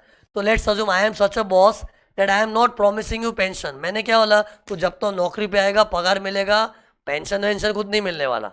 लेकिन अभी तुमको तो टेंशन है ना बुढ़ापे की, तो तुम लोग खुद स्टेट बैंक ऑफ इंडिया में गए, उधर तुमने खाता खोला, क्या नाम से? NPS, national pension scheme. उसमें तुम खुद वॉलेंट्रीली पैसे जमा कर रहे हो ताकि तुमको बुढ़ापे में काम आए, सर्वाइवल के लिए। ऐसा तुमने किया। तो ये देख के मुझे भी गिल्टी फील हुआ यार, जस्ट बिकॉज मैं मेरे एम्प्लॉय को पेंशन प्रॉमिस नहीं कर रहा हूँ, उनको खुद सेल्फ एक अपना खाता बनाना पड़ा, क्या नाम से? एनपीएस। और उन लोग अपने बुढ़ापे के लिए इतना सब सिक्योरिटी के लिए कुछ कर रहे, तो मुझे गिल्टी फील हुआ। तो मैंने क्या बोला, एक काम करते, तुम लोग ने अपना एनपीएस अकाउंट किधर खोला है? स्टेट बैंक ऑफ इंडिया में। चलो मैं भी तुम लोग के लिए जमा करूंगा, तुम भी जमा करो उसमें, मैं भी जमा करूंगा। और मैं जब जमा करूंगा तो इट बिकम्स अ खर्चा for me, I am a business man. तो मुझे इसका डिडक्शन मिलेगा, but maximum 14% of your basic plus dearness allowance. एक लिमिट तक ही मिलेगा, क्योंकि एक कुछ मैं ज्यादा ही कर रहा हूं।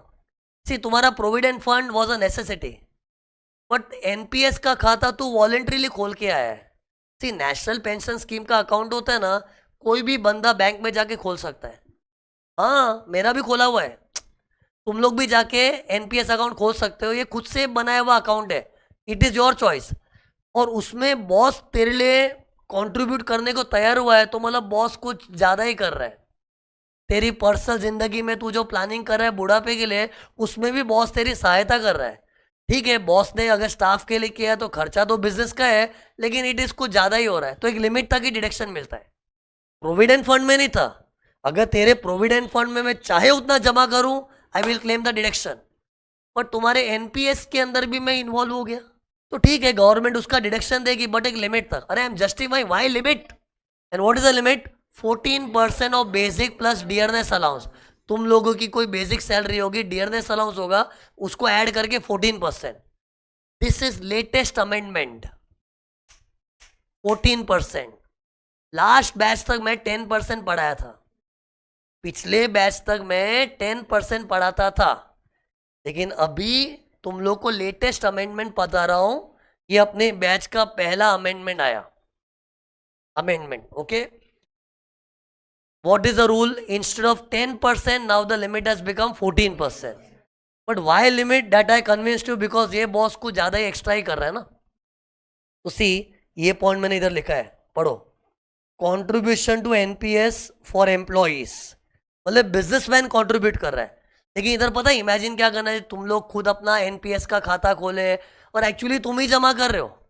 मेरा जमा करने का कोई कंपल्शन भी नहीं था, ये तो मैंने अपने शौक से बोला चलो जब तुम एनपीएस का खाता खोल ही दियो, मैं भी टाइमली जमा करूंगा तुम्हारे लिए, तो that becomes an expenditure for me.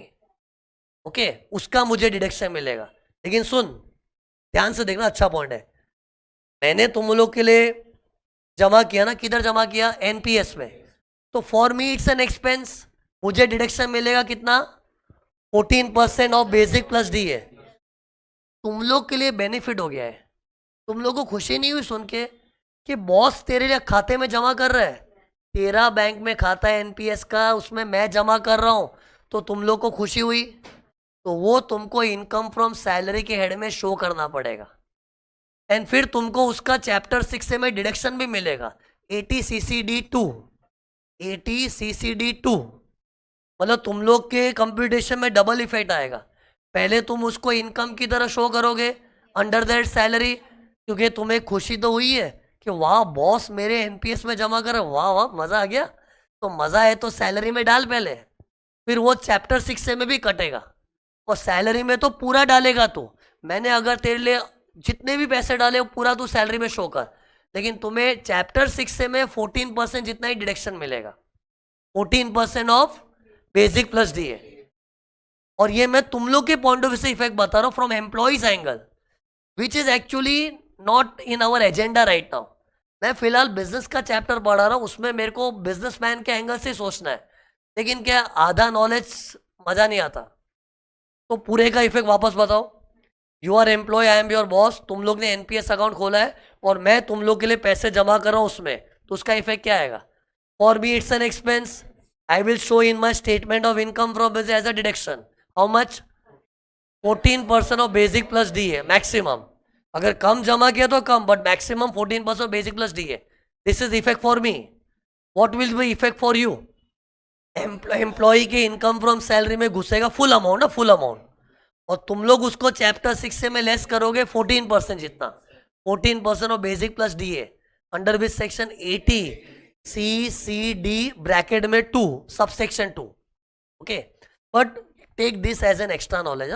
Right now focus on businessman के लिए खर्चा है और इतना डिडक्शन मिलेगा।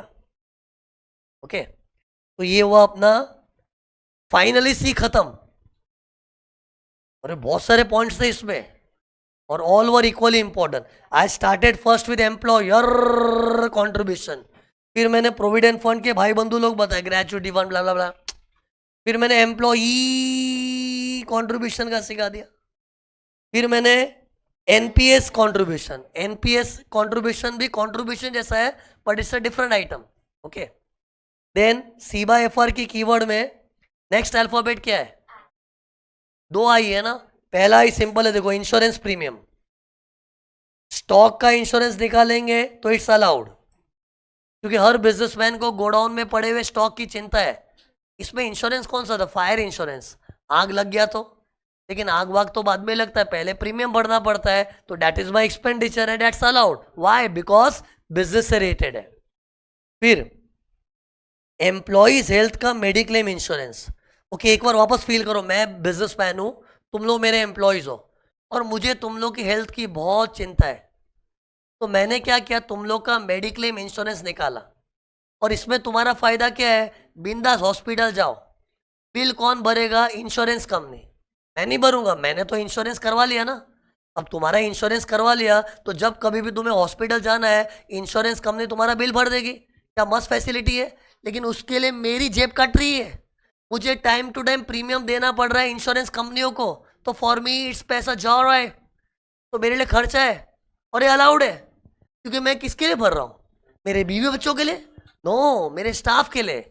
मेरे बीवी बच्चों के लिए भरता ना तो मुझे 80D मिलता, 80D चैप्टर 6 से 80D।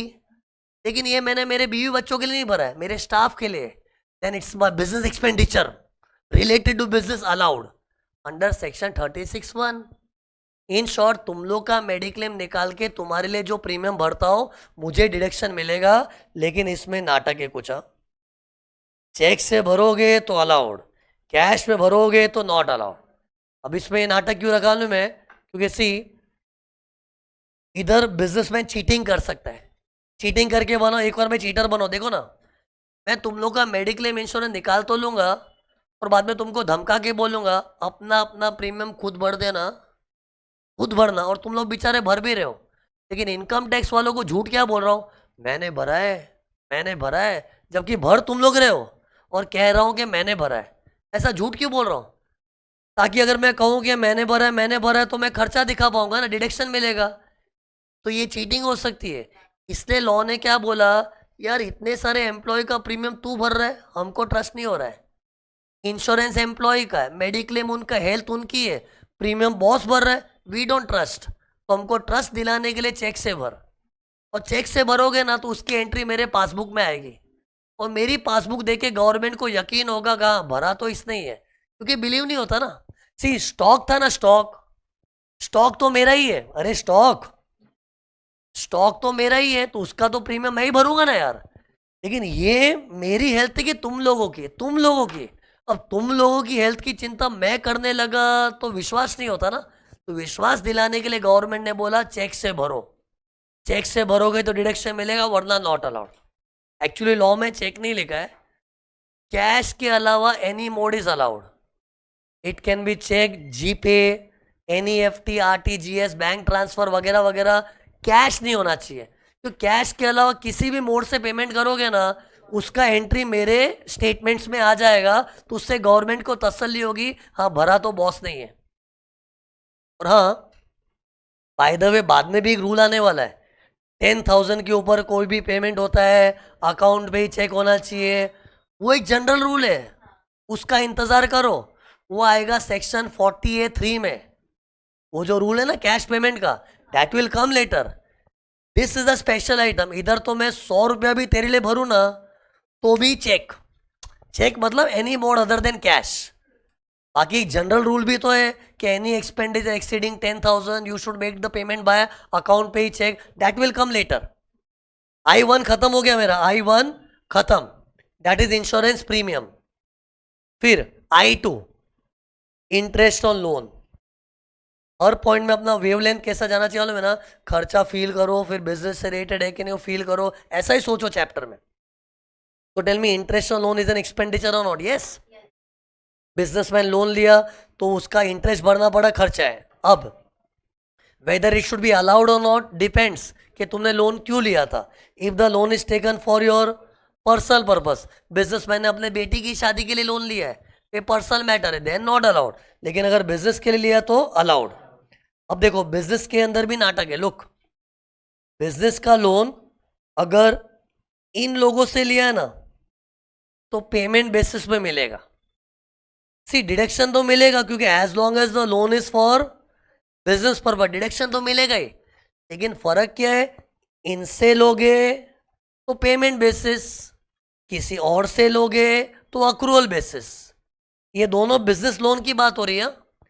इसको तो मैंने साइड ही कर दिया चार्ट में। तो टेल मी, ऐसा क्यों कि इधर पेमेंट बेसिस है और इधर अक्रूवल बेसिस है? तो पहले मुझे फुल फॉर्म्स बताने पड़ेंगे। ये क्या लिखा है बताओ?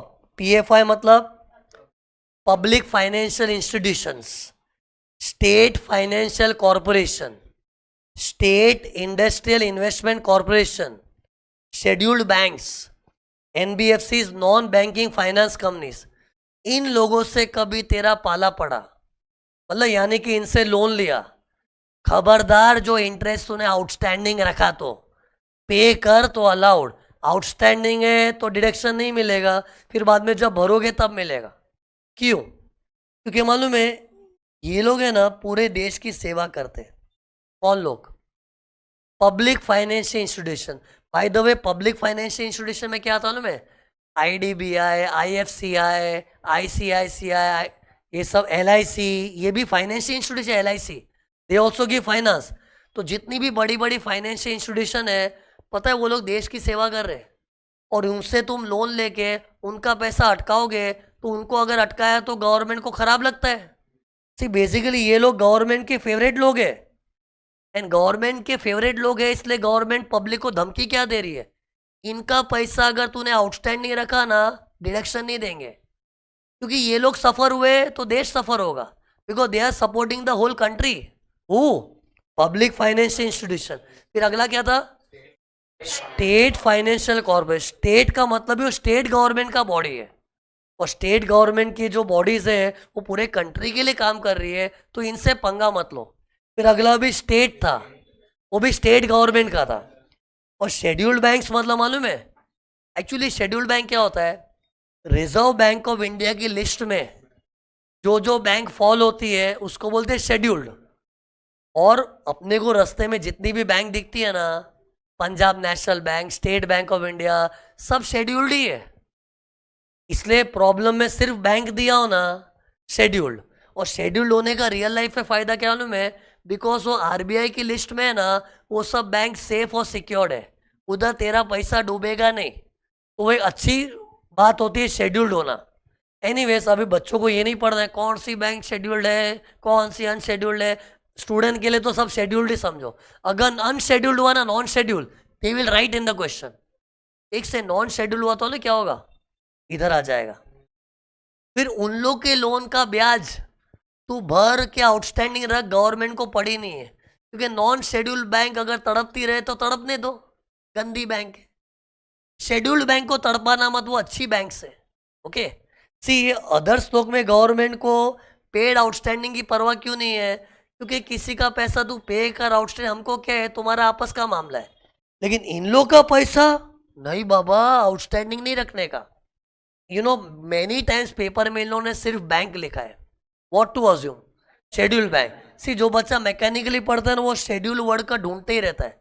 अरे सिर्फ बैंक लिखा मीन्स शेड्यूल्ड। और सी इधर भी जो पेड मैंने बोला था ना it should be paid up to the due date of filing return as required by 43B। अरे इधर भी 43B से गवर्नड है। अरे जैसे मेरे को बताओ इन लोगों से मैंने अपनी कोचिंग क्लास के लिए लोन लिया तो what should I do to get the deduction. जो भी इस साल का इंटरेस्ट है या तो उस साल के अंदर ही भरो या नेक्स्ट ईयर भरूंगा ना तो latest up to the due date of filing return. और मेरी ड्यू डेट क्या होती है डिपेंड। अगर मेरे को ऑडिट आता है तो October is the due date वरना 31 जुलाई तब तक भरना पड़ेगा। मतलब इधर भी वैसा सिस्टम है। Even this is an item from TB लिक्रम। टीबी लिक्रम का आई इंटरेस्ट तो टीबी लिक्रम के 2 पॉइंट हो गए लिक्रम में सी हो गया आई हो गया बस ये चार्ट खत्म। ओके सी कितने लोग मैं क्लास में टेकअप लेता हूँ ना ऐसा बोलते हैं इधर बराबर आंसर देते हैं टेकन फ्रॉम अदर्स तो बोलते हैं नॉट अलाउड। अरे as long as loan is for business purpose deduction तो गवर्नमेंट को देना ही पड़ेगा। लेकिन अदर्स लोग से लोन लिया ना तो पेड आउटस्टैंडिंग चेक मत करना। पेड है तो भी अलाउड आउटस्टैंडिंग है तो भी अलाउड। तो अपना सेकेंड आई खत्म हो गया। तो सी अपना स्टेटस चेक करो अभी लुक हियर एक से ना डोंट माइंड एक छोटा सा पॉइंट और हो जाएगा। सी हो चुका है I1 I2 हो चुका है सी बा FR कीवर्ड क्या था सी बा P1 छोटा पॉइंट है bonus and commission to employees. Business का खर्चा है हाँ के ना बोल। हाँ बिजनेस से रिलेटेड स्टाफ को बोनस देना पड़ता है तो उसका भी डिडक्शन अलाउड है but on payment basis. Look even bonus should be paid up to the due date of filing return as required by section 43B। ये भी टीबी लिक्रम की फैमिली में आता है। ये टीबी लिक्रम मालूम है ना कौन है। ये ऐसे खर्चों का झुंड है जो अपने को due date of filing return तक भरना ही पड़ेगा तो ही अलाउड होगा और उनमें बोनस भी आता है। बट क्यों why it should be paid why not outstanding कि बोनस पे गवर्नमेंट ट्रस्ट नहीं करती है। इतने बिजनेसमैन लोग लल्लू बनाते हैं एम्प्लॉय को बोनस का वादा करते देते ही नहीं है और बोनस का वादा करके नहीं भी दिया तो तू क्या बिगाड़ लेगा। बोनस तो वैसे ही खुशी से देना था खुशी थी अनाउंस किया अभी नहीं देना क्या कर लोगे। एम्प्लॉय कुछ बिगाड़ भी नहीं पाएगा। इसलिए पता है लॉ को क्या लगता है कितने लोग बोनस का वादा कर करके बाद में नहीं देंगे तो क्या भरोसा इससे पे कर तब डिडक्शन मिलेगा। मतलब बोनस को गवर्नमेंट खर्चा तब मानेगी जब तू जेब खाली करेगा। बोनस की बातें कर ली डिडक्शन मिल गया नहीं होता है। In short even this is allowed on payment basis. पता है इधर मैंने कॉमन मिस्टेक क्या देखी बच्चों की। बच्चों को खाली बोनस ही याद रहता है लेकिन इधर कमीशन भी कवर्ड है। एग्जाम में कभी कमीशन टू एम्प्लॉयज आता है ना बच्चे को स्ट्राइक ही नहीं होता कि वो भी पेमेंट बेसिस पे। और पता है कमीशन भी पेमेंट बेसिस पे क्यों है। कितने एम्प्लॉयर लोग एम्प्लॉय को लल्लू बनाते तू ये टारगेट अचीव कर ये कर वो कर तेरे को कमीशन दूंगा। ऐसे कमीशन का है ना बोलते लालच दे के रखते और देने के वक्त देते ही नहीं है। तो जो चीज़ों का गवर्नमेंट को लगता है ना ये खाली वादा करके नहीं देगा इसलिए गवर्नमेंट ने बोला पहले भर पे कर तो ही अलाउड होगा। इन शॉर्ट गौर किया जाए bonus as well as commission to employee it is allowed if paid up to the due date of filing return as required by section 43B। तो फाइनली अपना खत्म। अब देखो एक बार खाली तुमको स्टार्ट दिखा रहा हूं ये स्टेटस चेक करना पड़ता है ना। ये देखो हर लेक्चर में परंपरा है होमवर्क देने की। अब तुम लोग को होमवर्क देखो क्या है। सी मैंने होमवर्क भी ऐसे दिल से खुद सम बनाया है जैसे आज के लेक्चर में जो आया ना वो अभी सब में तुमको मस्त प्रैक्टिस करने मिलेगा, कॉन्फिडेंस आ जाएगा। देखना है कौन सा, ये देखो क्वेश्चन नंबर 7।